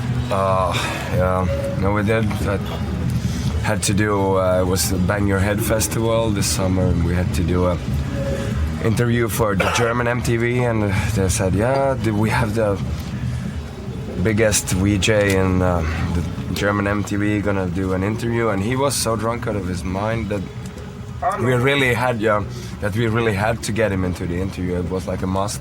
So the only thing about the interview was he tried to rip his pants off and accused them of burning Lapland, and then he passed out on a cactus. Did the article in Kerrang help put black metal on the map? Kerrang's just a load of fucking rubbish. It's a joke. I mean, Kerrang, Karap, fucking Kaching, like sellout mag. You know, basically Kerrang cut its hair. Kerrang has now got short hair. It's not a metal mag. Not when you've got Busted on the front cover and other fucking such lame shit. Yeah, I haven't read it in a long time, but I remember they had Prince on the cover. I was like, what the fuck's this shit? You know? Kerrang was made up of some guys who, like, you know, really enjoyed metal, and then they realised that they had a little bit of power and could make and break bands. So, you know, they had their weekly favourites. You know, one week it was Exodus, next week it was Slayer, and you know, it all just went to their heads. We went down to some party in London. They were all dressed up like fucking rock stars with leather pants on and snakeskin boots. It was absolutely made us puke to the bones, you know. It was so sick. It's like, you're journalists, not rock stars. You know, it was a classic case of power trip and going straight to their heads. Fucking fools. As far as journalists go, my one great goal in life is to stab to death a journalist with a fucking blunt, big ballpoint pen. The pen is mightier than the sword. You know what? I got the pen for you. Because journalists when I can confront them about what they've printed, they turn around and say to me, well, I was only doing my job. But you chose that job. Getting back to the very serious nature of this interview. Okay, when is that going to happen? Yeah, what would that be? Is that ever going to happen? I've been misquoted very much. I didn't mind being a scapegoat at the time because it was very interesting how small-minded people are, especially left-leaning people, who I feel are the 100,000 ants that attack an elephant and can take him down, because there is power in numbers. However, your number's up. What do you have to say to people who think that you're cheesy? Fuck off.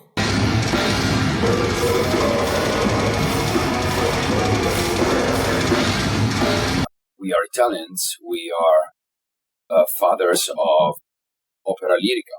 So why not? So we started working on it, and album after album, we developed this mix. And right now, we ended up being a symphonic, even more like opera, death metal band. So this is it.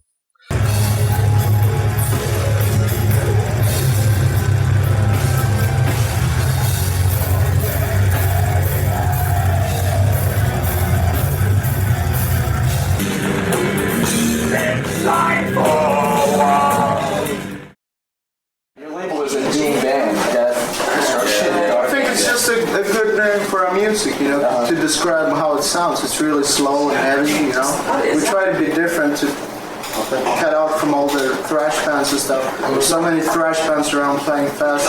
We try to be different, play slow and heavy, Everybody was playing so fast. It's not helpful to go against the grain sometimes, and can often be the wrong thing to do, and you end up doing nothing. But we all liked doom metal, we all liked death metal, so when we formed, we just wanted to do both, and we knew it was risky. Some killer death metal bands around at the time, and Candlemass had just released Nightfall, which was the most amazing doom album we'd all ever heard, and we just thought, it's a gamble putting both genres together. But I think it might be a risk worth taking, and we just thought, well, music should be fun. We want to do it. Let's do it. Who cares what people say? And if we stop liking it, then we'll just stop creating it, and it will have lived its natural course. When we started the band back in the 90s, we thought that we should bring something from that area. We should form a new genre in metal music. Instead of trying to sound like Morbid Angel or any kind of an American band, we should bring some flavors from our region. And that way you make the metal scene to be wider and more interesting. I've never been that busy with the previous black metal waves itself, so but we already liked the new black metal bands, the symphonic bands. That's where we picked up. So yeah, I think in a way we are developing it further on. Yeah. I listened for the first time, female vocals, Celtic Frost into Megatherian album. I said, oh, this is great. But nowadays I'm not really familiar with all that stuff, with female vocals, operatic vocals. Sometimes, it sounds to me a little bit gay. Loved all bands, but I liked particularly this combination of the heavy operatic vocals with the classical music. And as I started just enjoying the song, singing along, I found out that my voice had, that it fit somehow, and it felt really good, and it made me, happy, and I had a lot of fun doing it. So then I already had singing lessons before, but those were more like pop, jazz singing lessons, and I thought maybe it's time to go for some classical singing lessons. And my great aunt, she's actually a teacher. But she told me, back then I was 16, she said, you're too young to start singing because your voice hasn't developed into like a grown woman's body. But I was stubborn, I did it anyway. So, that was a little bit the start of it all. So, like the main band, or the main vocalist, which kind of gave me that push in the back, would have been Tarja. to go along with the classically trained, are you classically potty trained? Classically potty trained. Let's see. No. I pee in bottles in the van. In fact, there's like the boys in the van. My drummer makes us stop, and I don't. I actually have this funnel called the Go Girl. Have you heard of this? Yes. Yeah, I've been hoping for that. I want to get sponsors. Is that the one that you fold up and put in your purse? And it's purple. Perfect. And it's great. Could I audition to be an opera singer in your band? What? Could I audition? Yeah, you can. I vote for yes. You but can. you have to. Parlo ascolta. In the beginning, I was actually meant to be a background singer, but I enjoy singing very much, and I realized, hey, my voice really fits to the music, and I felt very much inspired to make my own vocal lines, and also to help the male vocalist Raymond with writing lyrics, and also develop his vocal lines. So that's how it happened. I must confess, I heard a song from your band before someone told me it's Flesh God Apocalypse. Okay, cool. And I heard it, and the minute I heard your voice, I said, how much is this? Where can I buy it? I need it right away.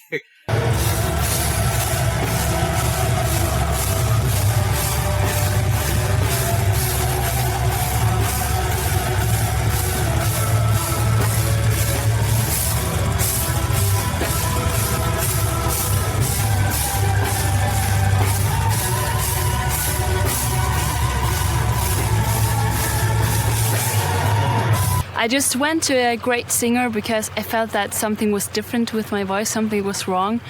And I went to her and she said, oh, Carmen, you just have to breathe in a better way. And she showed me that. And what then came out, it was like, wow, we were so shocked.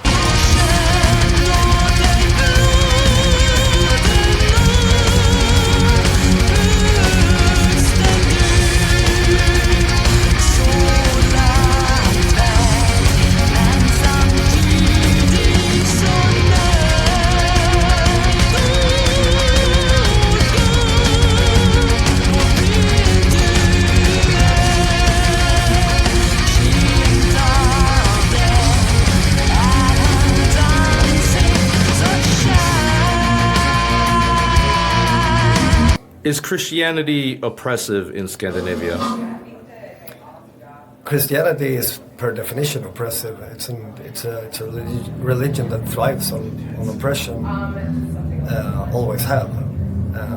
It's about the worship of a tyrant god, a cop god. So yeah, I mean, but in terms of its role in society, I'd say that it's becoming. It's going from being the oppressor to becoming the oppressed instead. Most churches in Sweden are empty now. They're selling them off. It's pretty much like anywhere else. It's a religion in decline.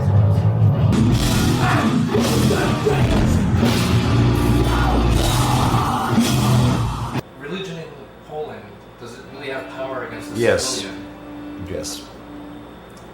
Unfortunately, it has lots of impact on people's lives, on policy, like in general, on life, on economics, everything. Still, it's a very powerful institution. We had one show one time canceled in Texas. Us and Angel Corps. That was the only show ever. Like some Christians went and banished us from the city. It was in U.S. And there's another city like in Poland and Krakow where there's a bunch of bands that are not allowed to play there, and we are one of them. So we never had that problem in South America, but we got that problem in Europe and the US. Spread of Christianity has especially eradicated the past. I think actually it's one of the biggest cultural vandals ever, the Catholic Church. It has never been a question about if Jesus or God exists. This is a question about fighting Christianity. Yeah. I started to listen metal at the early 80s with bands like Motorhead and Saxon. But at summer 84 came out new musical style to my ears, and it was called black metal, and band was of course Venom. At that time I was very much into Satan worshipping and was curious about dark sides of religions. And just like for an answer to my questions, bands like Slayer, Merciful Fate, Venom, Hellhammer, Bathory and so on came out. So for me the music choice was obvious since they used blasphemy in their lyrics and were really anti-Christianic. To me anti-Christianity came first, then black metal as music. I got into this genre because my mom was puritanical Christian. She was talking in tongues and she threw me out of the house and whatever. So I have a lot of anger toward Christianity. And for 16 years old, it felt very natural to go into black metal and to all that hate against the church and just religion in general. And I still really hate the idea of religion, pretty much. I think it's just weakening and it's holding everybody down, and it's very narrow-minded in so many ways. You know, I'll show you a letter afterwards. You know that I always carry with me from Anton, you know, which is really a cool thing, you know, of having had the chance to meet him, you know, and see what he was like, you know, and explain in my own words what I felt Satanism was all about, you know, before he ever started saying something to me. So I didn't want to be this little puppet. Yeah. The Satanism in black metal, I would say, is a very big thing because you have all these people thinking different about everything. So I don't think there is a common Satanism in black metal because everybody looks upon it differently. So how about you? Do you believe that there's things like demons? Yeah.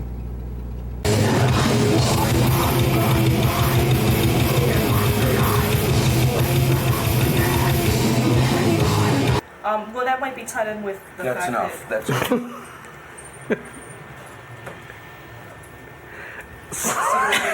I just need one. Are those Danish cigarettes? Yeah, you want one? No, You thank you. smoke? No, I don't smoke. Come on, this is a good chance to start. Is that not you smoke? No thanks. Teach her how to smoke. No, I Okay. So that breaks the myth that smoking ruins your voice. I don't know. Depends on whether you like the way I sing or not. Now, Iris, what were you going to say before King rudely cut you off? Was that rude? No, okay. I have no. That's Danish manners. No. Throughout your career, you've been describing in articles paranormal experiences you've had, and experiences in which objects were floating in the air. Was any of that true, or were they just events in your lyrics? All lies. Well, I believe the question is more, did the journalists have license with your lyrics? Were you describing lyrics of objects floating? And a journalist then misquoted you as saying that really... No, I've seen all that shit for sure. My place in Copenhagen was big time haunted. Big time. Seriously. Oh yeah. And not just me in there, other people there too. It's not me just sitting there looking at. Whenever something happened, I would always be like, trying to search for any kind of logical explanation for it, But I mean, how do you explain like 3 people seeing a glass floating up in thin air, full of beer, but first beer. I mean, nobody was drunk, That's the classic thing I've told so many times about, the waiting for the first Merciful Fate demo to be heard by all of us, we were, my brother and Kim Ross, the drummer, and myself were sitting around my coffee table, waiting for the other guys to arrive, and then before they arrived, my brother's glass suddenly rose up in the air about this high, and came back down again, and we were just like... Alright, nobody was on any No. substances. No. You just saw this? All 3. And then it's like, first beer had been open, we were about to get drunk, but had not gotten very far at all, and still waiting for some of the other guys, and we were actually discussing whether we should wait for them or just pop it in and listen to it, because we had just picked it up, at the studio. Right. And then this thing happened, it was like, it was not scary, it was not this or that, it was just like, we didn't say a word for the first couple of minutes, and then finally I'm like... pretend not to see it, or where it was... There was no way to pretend, I mean, if you pretended like... it would be completely... Everybody would laugh at you like, you didn't see that? I saw nothing, nothing.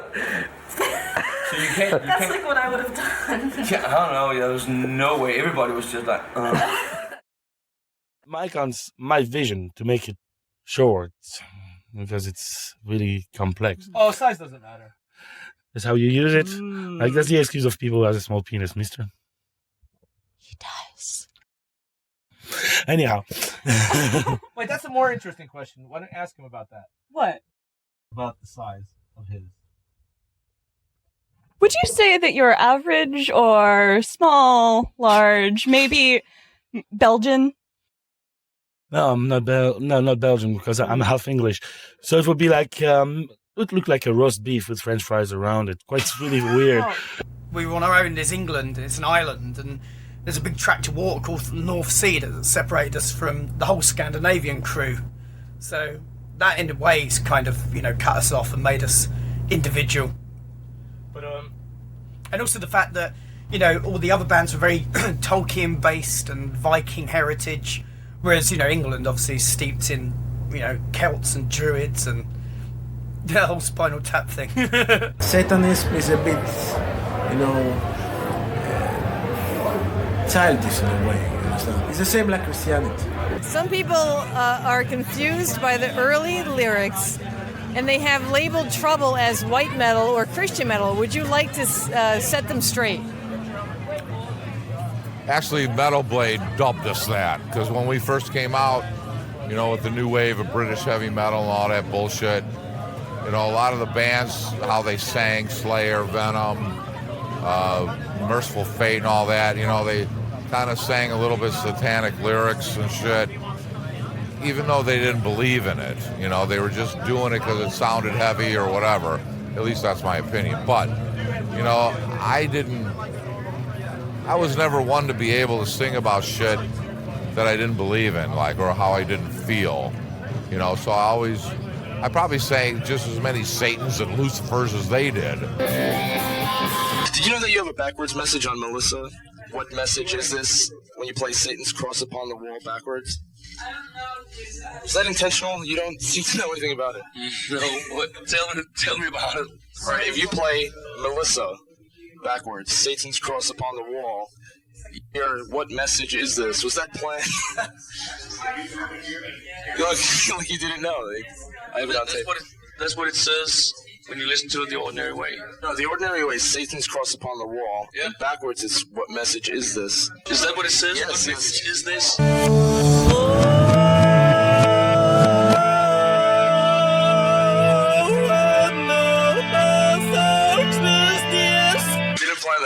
No, we always did it the right way. It would be stupid for us to try and put something in there when you played it the other way around, because it's all there, There's nothing hidden there at all. It's all straightforward.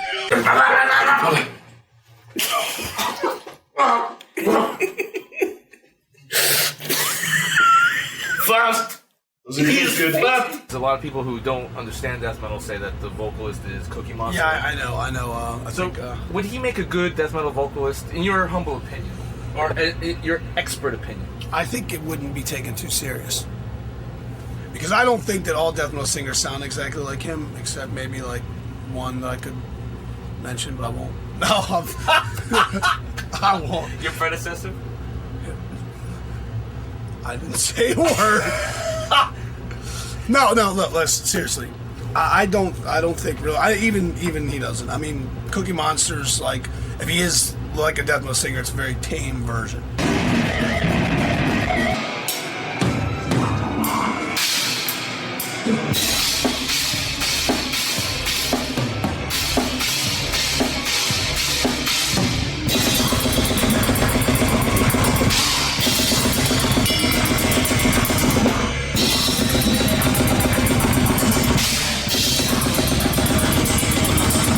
Did you find Snowy Shaw to be a tad bit feminine? I never thought of it that way. I have nothing but good stuff to say about Snow. He's always been a great guy, and he's a very skillful drummer. And the only thing that I had a little trouble with was once in the studio, and he's probably mentioned that, and I've seen it in some interviews too. That he felt like he was being held back and all this stuff. But when you hear a line come out of somebody's mouth that for the first time in the studio seemed to be getting enough time to do whatever they are able to do, you know. Right. And he says, "Oh, this is so great! Now I'm gonna do everything I ever learned." I'm like, "Hey, this is not.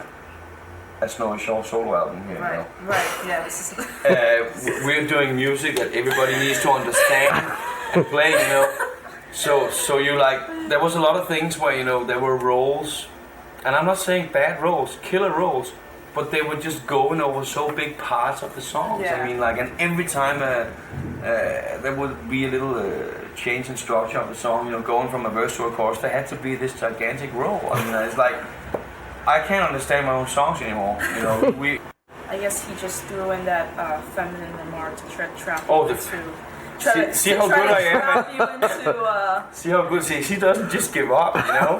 It's like, here I am with this great explanation about a ton of things, and I'm not even answering your question, right? Thinking we're ready for the next question. Well, what about that femininity? Giannis knows he's got some of that femininity, you know. Sure. Yeah, he knows it. I mean, like the way the hands sometimes, you know. Shut up. Oh, yeah. It's good to be interviewed by you again, Bill. Black metal is more raw, let's say. It's more, you know, not that much, you know, technique. It doesn't require. Death metal is more aggressive, more intense. It needs more accurate, to be more accurate. And you have to have some certain of technique to play, you know, these fast blast beats and also, you know, the different fields. Drum parts.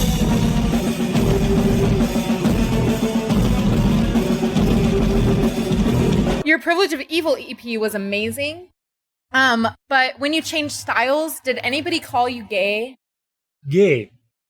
I guess plenty of people thought we were gay. In the early days, you mixed black metal vocals with clean vocals. Was your use of clean vocals back then considered a sort of musical sacrilege to the black metal purists? Not really. Maybe to some, but we never said we were like orthodox black metal or strictly black metal. It was obvious we came from that scene, or that was the scene we felt closest to. But I mean, we were as inspired by Into the Pandemonium or Monumentum's demo, or don't forget Enslaved were reaching out to some normal vocals. You had My Dying Bride starting to do some normal vocals. It was just wanting to say something more with another tone, another language, you know, that you couldn't only express in brutal vocals. Musical treason? I don't like that word, but you know, it's this is obviously Bill's about, right? Bands should be allowed to change, you know, if they want to. I wouldn't call it treason, but a band I respect a shitload, Celtic Frost, or I don't know if you say Celtic yourself. As long as people remember the name, I think it doesn't matter how they pronounce it. They released this album called Coldly. Unfiltered is obvious, the album has absolutely no quality. It's an abomination. To someone, no matter how you look at it, even if you put a different band's name on that album, to someone it's just pitiful. I only have contempt for that album. I don't know what Tom Warrior was thinking. He must have been out of his mind. I just don't think about Cold Lake. I mean, because they look nothing like Cold Lake now, and they sound nothing like Cold Lake now with the new record. So, I mean, that's just a day I don't even remember. I have that record, by the way, and it fucking sucks. One of the greatest singers of all time. Possessed is me and Demonos' favorite band. Beyond the Gates. Me and Demonos, you know, we never drink together without listening to Beyond the Gates. Merry fucking Christmas!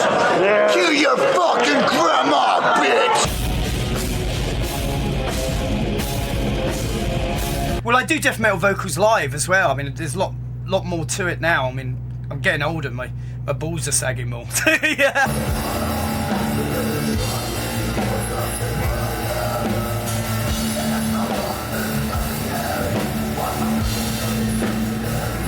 Sometimes now she has problems with voice on tour because we have a lot of shows one by one. But she has some medicine with her to recover like the voice very fast for the show. So, but We use it only in some special cases. Steroids? Steroids, yeah. How you know? How you know? Yeah. I actually liken it when somebody says, well, it's killing your throat. I say, well, think about it. A baby screams its head off, but it doesn't hurt its throat. I didn't know what I mean by that, but I just say it. Technique for me is actually not to have a technique, just to honor the content of the lyric. That's the most important thing.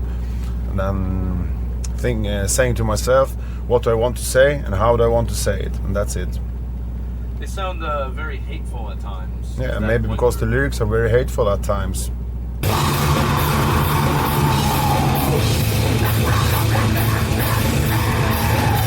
The vocals are very powerful, yet you do not show off the full power. In the future, will there be a time when we see an enraged vocal performance? I don't know. I try to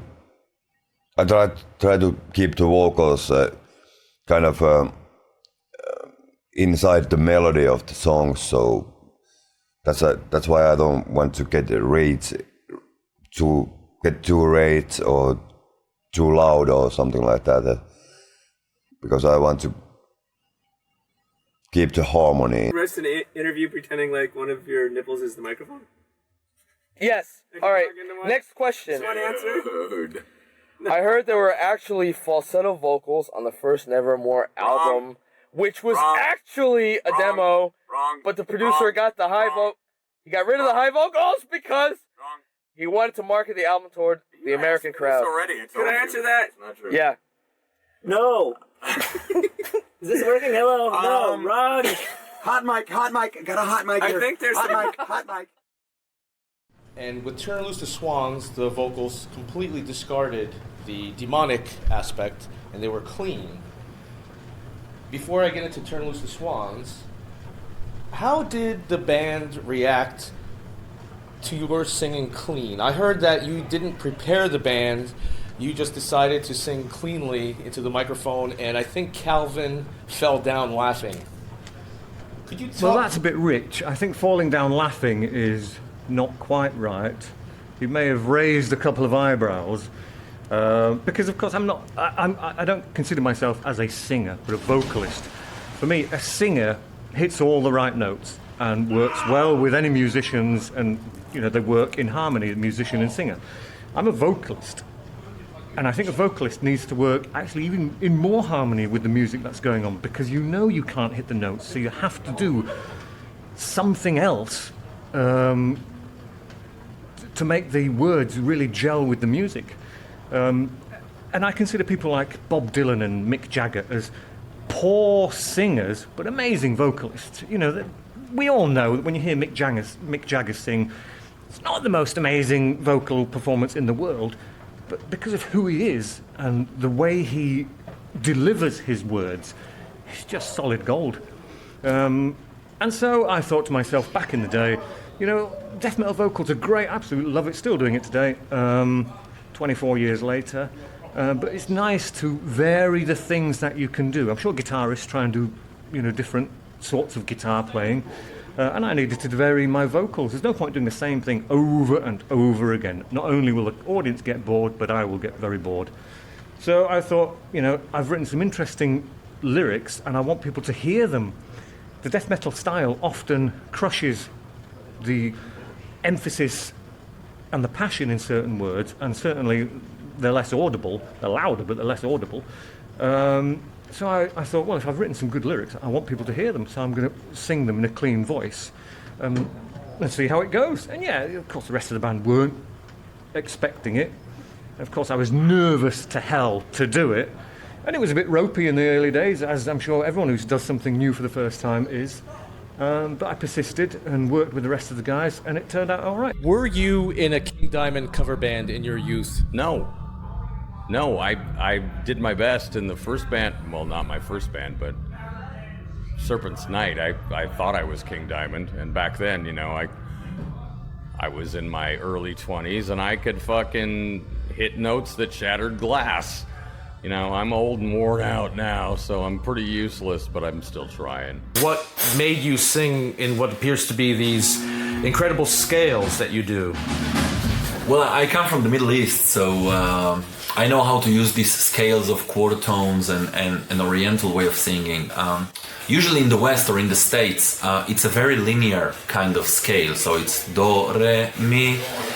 It's very, it's straight. While in the Middle East, it's more kind of a wave thing. It could be, it could be more without any lines in it. It could be more like a wave.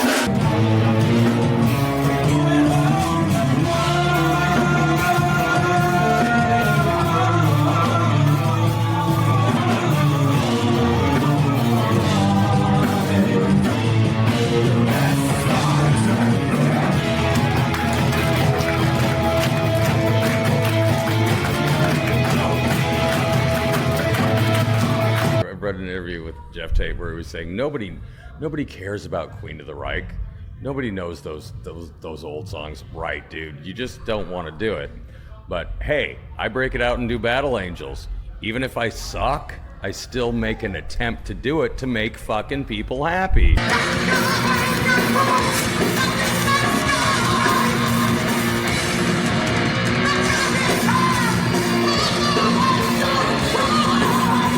Well, black metal in America, I guess it started up a couple of years later than the European, Norwegian black metal, and I'm really not that familiar with any black metal acts from the States, but I guess some of them are copycats. I'm not mentioning any names. But when our debut album was released, Barothrum Vitriol, most of Scandinavia found it to be this, I don't know, fodder recording. In the early 90s, there wasn't really an American counterpart to the Norwegian scene. And to me, that was what was very interesting about it, was that it was so much ours, you know what I mean? Like, we had this little thing. We had, defied the whole death metal thing and created our own little world, you know. That was, but it was still kiddie stuff. But it was an intense thing to be part of, you know. It just happens to be so that the most vital scene has been in Norway since the early 90s. That wave of black metal bands that emerged at that point of time single-handedly restored and strengthened and enriched the whole legacy of black metal. And for some reason it has just remained that way, that the bands with the most authentic sound and feeling has been the Norwegian ones. And it's impossible for any band from anywhere else to really get close to the originators if all they do is to try to copy that kind of expression or that kind of sound or feeling. I think that an American band will have to find their own way, just like the Norwegian bands did. And if they just seek the Norwegian sound and go for getting as close to sounding as their idols as possible, well, then they can be nothing more than, good copies at best. Black metalers from Norway stole the idea of bullet belts from the Mexican banditos. Somehow that became... But I wonder why the Dutch black metal bands never came on stage with wooden shoes. I don't know, ask them. We're not from Holland, so we usually ask them. Which country are you from? Oh my God! Sorry. Well, so first, you didn't know about half of the biography of the band. God. You call yourself an interviewer. Since English is not your first language, it's interesting how mature your lyrics are, where in America, many Americans would struggle to write what you write. is that an embarrassment? Is America known for being undereducated? Would you say? No, I don't want to start making those accusations. But the way when we are in America, we watch TV, then it's totally different than TV in Europe or Germany and Holland. The way commercials are put together, it's always for us a little bit like as if people are talking to a small child. You know, everything is simplified. Getting back to the pain of the Irish people, have you ever written a song about the Irish curse? What's the Irish curse? In America, Irish men who have very small sexual organs, they refer to it as the Irish curse. I was wondering if there's any truth to that. Does it only happen as a punishment to people who emigrated out of Ireland on the coffin ships?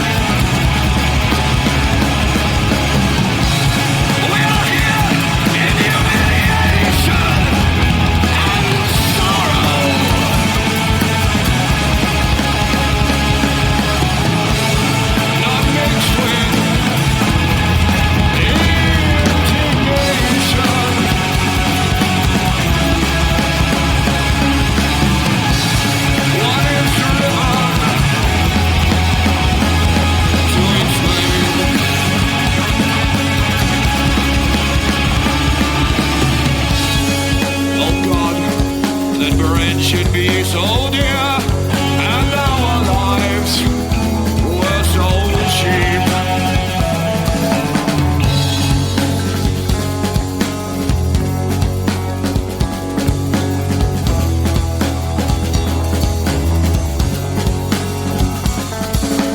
Young hearts were born with such grief, and we have paid the penalty of truth.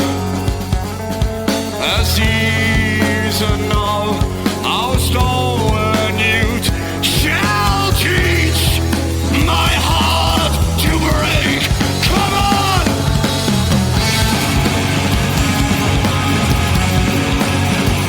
Come on!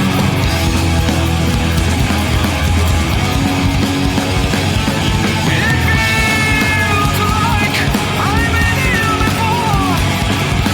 Here, where the animals lay down to die. Slowly stood alone on an distant shore. Broken spirits in rags and tatters.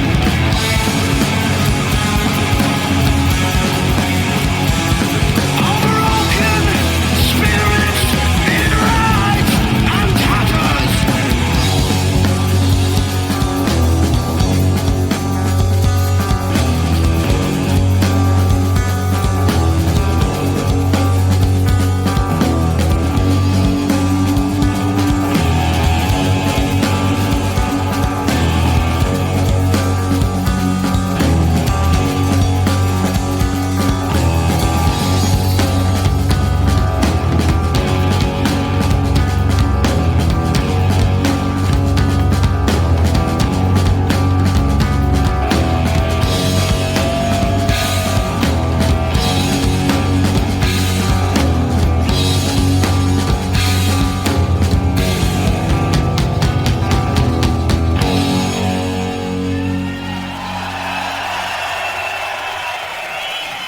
Thank you, my friends.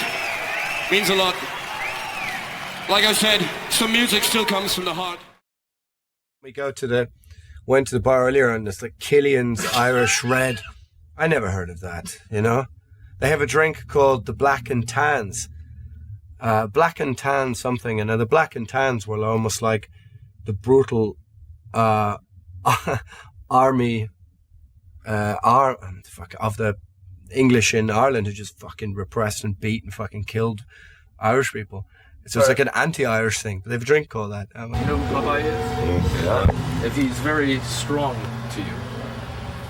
If he's very strong to us. Yes.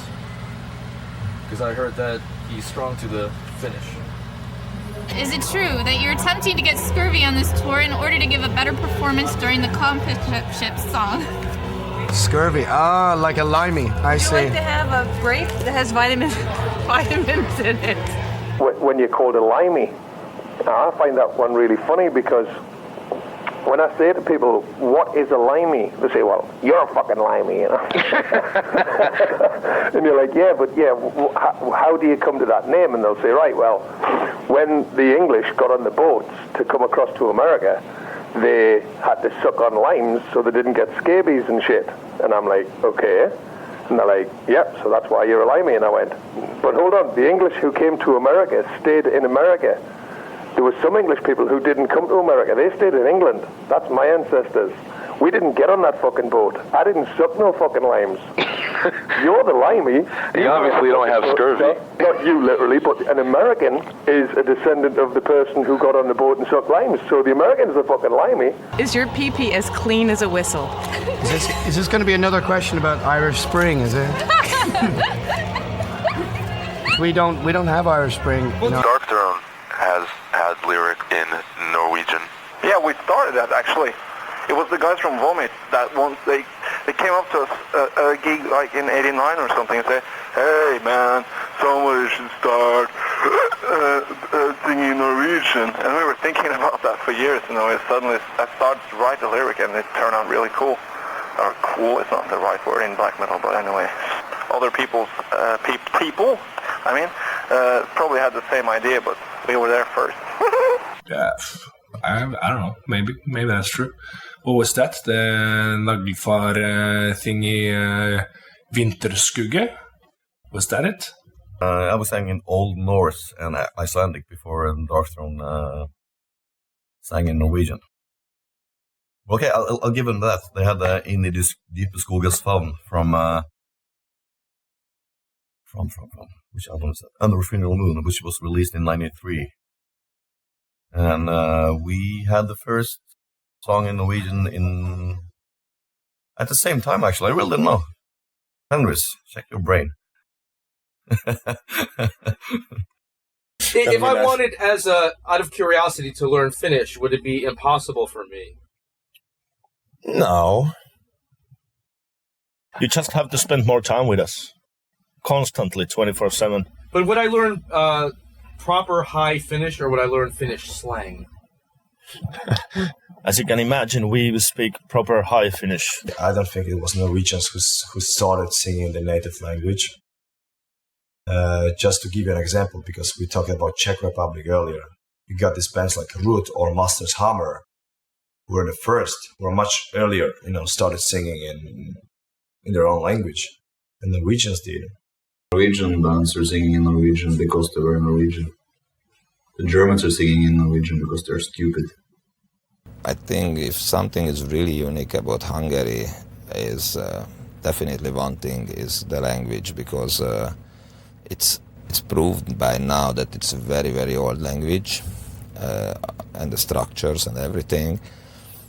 People related it in the past to the Finnish language, but it turns out to be just like a false idea. I mean, I've been to Finland and I love Finnish people and I have friends from Finland, but we all agree on that we don't understand anything. Even it sounds totally different, the grammar is totally different. So I don't know where they got this idea from. The strange thing with Hungary that, by the language you can find out the root of a nation, but Hungary was Christianized just like Norway or Scandinavia by sword and blood and fire, there was this civil war and the Christians from the West, they just took over the country, and Hungary still was established, but the thing is that who didn't go to the church, they cut their hand or finger and stuff like that. So it was a pretty rude way.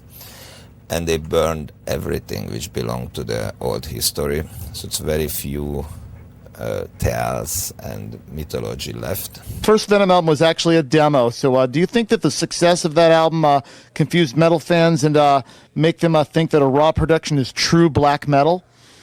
Well, it wasn't just the raw production of the band, it was the raw production of the studio. It was a very butthead old fucking studio as well. That gear was fucking well through. I mean, the desk and the actual desk and the tape machine was used to record Ziggy Stardust Spiders from Mars album. Really? That's how old it was. Yeah, that's a fact. Absolutely. The gear was fucking ancient. It was a demo studio anyway. It was owned by a band called Lindisfarne, and they used to go in there to record the demos, and then they'd go down to London and record their album properly. When I joined the studio, there was no metal in the building at all. The reason why many black metal bands are just using raw 4-track production is they don't have to practice, they don't have to do many rehearsals. They just go into the cellar for several hours and record some kind of crap demo. And then they say, okay, that's cool, that's true black metal. And everybody else who is working hard, who is writing on songs for many, many months, practicing the whole time, this is not black metal. And they say, okay, all these bands with expensive productions, they are the traitors of the scene. But I think it's the other way around. I think those with raw 4-track productions are the traitors. Because they don't add any quality to black metal.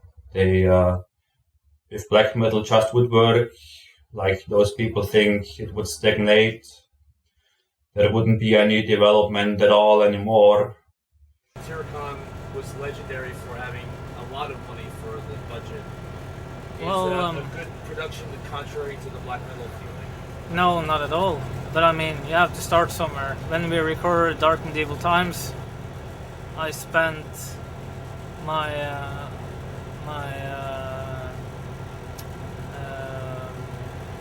well, what do you call it? You know, you get a loan as a student, and yeah, it was a scholarship basically. And I just spent those money on the recording. Without those money, we couldn't have made it in the first place. I think that it must have equaled some 1,500 American dollars. That was the whole budget for that album. And as we managed to step it up, you know, we brought the money that we earned on Satyricon on getting better recordings. We just brought the cash back into the band, and we felt that we could do better albums with better resources, and you know, getting resources and channeling them into the band has been a core issue for Satyricon since day one. I think that Behemoth musically has a lot to say. That's why we go to good studios. That's why we try to spread our message. We try to reach out to the biggest group of people that's possible. That's why we're touring so hard. And that's why we're working so hard, you know what I mean? So it's different schools, it's different ways of, I mean, you can live your life with the way you want it, you know? This is the way we want to live our lives. To play the music we love, to be honest, be sincere in what we do, to spread the message. That's it, you know? I mean, I know lots of people that love what we do, you know what I mean? We sell a lot of records. There's definitely people that don't like what we do, but I'm not here to satisfy everyone. I'm not here to be a friend of everyone. We never really went for like that, you know, garage kind of sound at all. I mean, we always tried for quite something that would work with our music, you know. But for me, I think it would feel a little bit weird to like intentionally strive for like really raw sound. I think the cases where that kind of sound really works is when it just happens, you know, when it's just there naturally. It comes from Fenris's studio, which was called Necro Hell Studios or something, which was his loft in his parents' house, where the first Dark Throne records were recorded. It was a 4-track tape recorder. So that's actually where Necro sound comes from.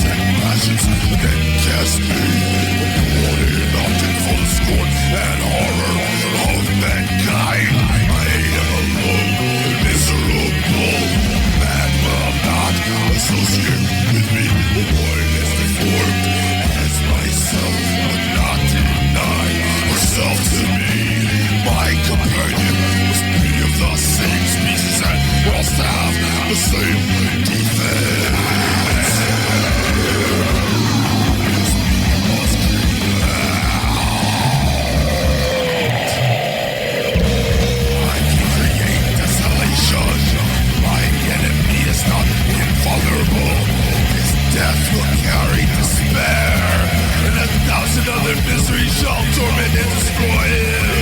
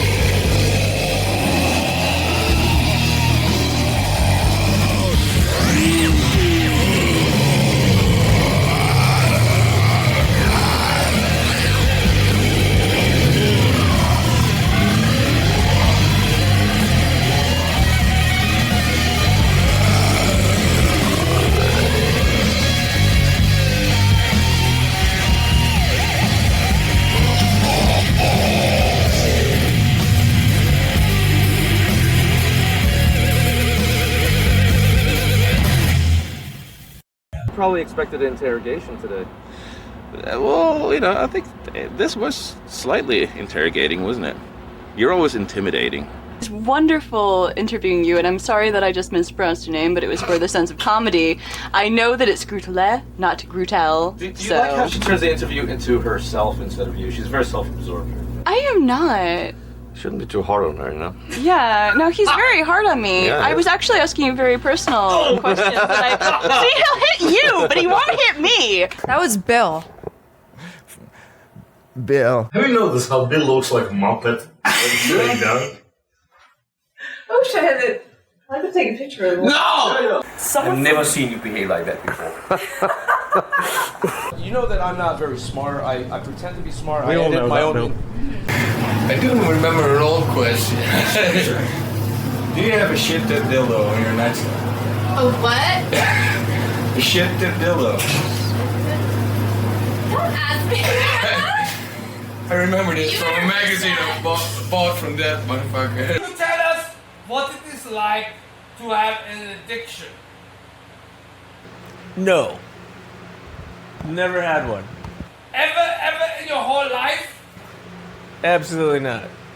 Kind of addicted to your movies, though. Wait, why don't you act in a role? I'll direct you. No, because you're a terrible director anyway. We already know this. I've seen all your films.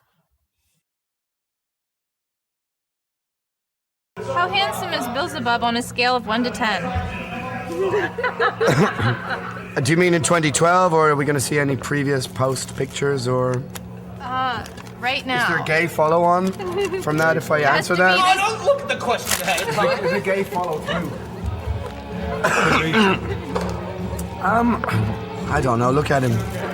I mean, you can get into the YouTube. The audience can't see what we're referring to. They You want know, to see me. seeing is believing. You know. He's a maybe.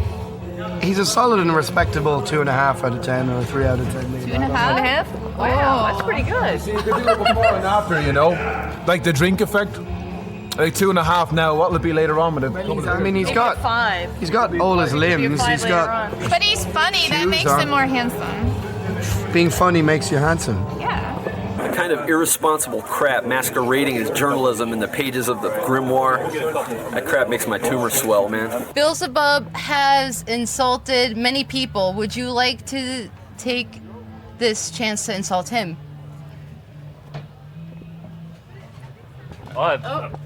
I appreciate all of Bill's insults to all the bands throughout the years, so no, quite happy with it. You bring out the bad in people. How the fuck did you make us do this? Jennifer, what power does this man have over people that he gets them do these interviews like this? I don't know. What is the strangest thing that you perceive about America? What's the strangest thing here for you? And the other strange thing, it's this guy and these interviews, you know.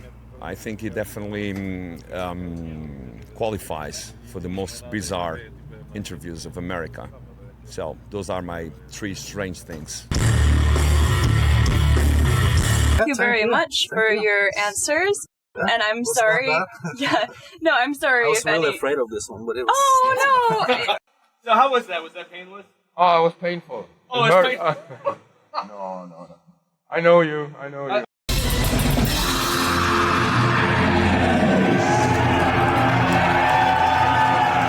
To me personally, when I first moved to the US and started running the US operation here, you know, I was aware of the grimoire and I'd seen other issues in the past, etc. But I had a long talk with Bill, and to me, Bill was like the definition of metal.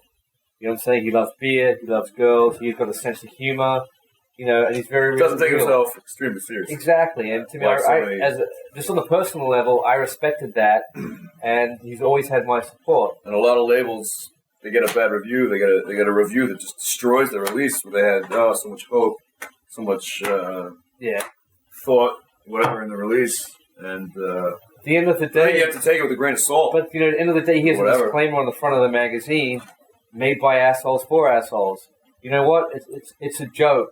If you don't get it, you know, don't be a fucking sensitive Sally and get fucking all upset about it. You know? Yeah, it's entertainment. You know what I'm saying? It's pure entertainment. Yeah, it's, and that's why we support Bill. It's so funny that all these bands, all these labels, you know what? Some people. Well, it goes as far as death threats, whatever the hell it goes to. Wow. And, some people, who knows? Some people, I guess, take themselves and what they do way too seriously. You know, we're not trying to put a fucking man. I think the grimoire just puts them in their place almost because hey, you know, what are you? You're one of the 10,000 bands or whatever. Yeah. Well, I think it's more talking about label people, and I wasn't even aware that people boycotted him, but.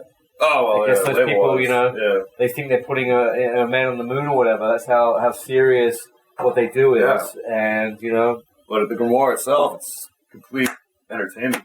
Yeah, exactly. And you know, it's made to laugh at. Yeah, that's how I. We can't wait for the new grimoire rise here. Yeah, it'll get some good reviews of our releases. I'm going to laugh at. We'll stop work and laugh our fucking asses off, you know. Yeah.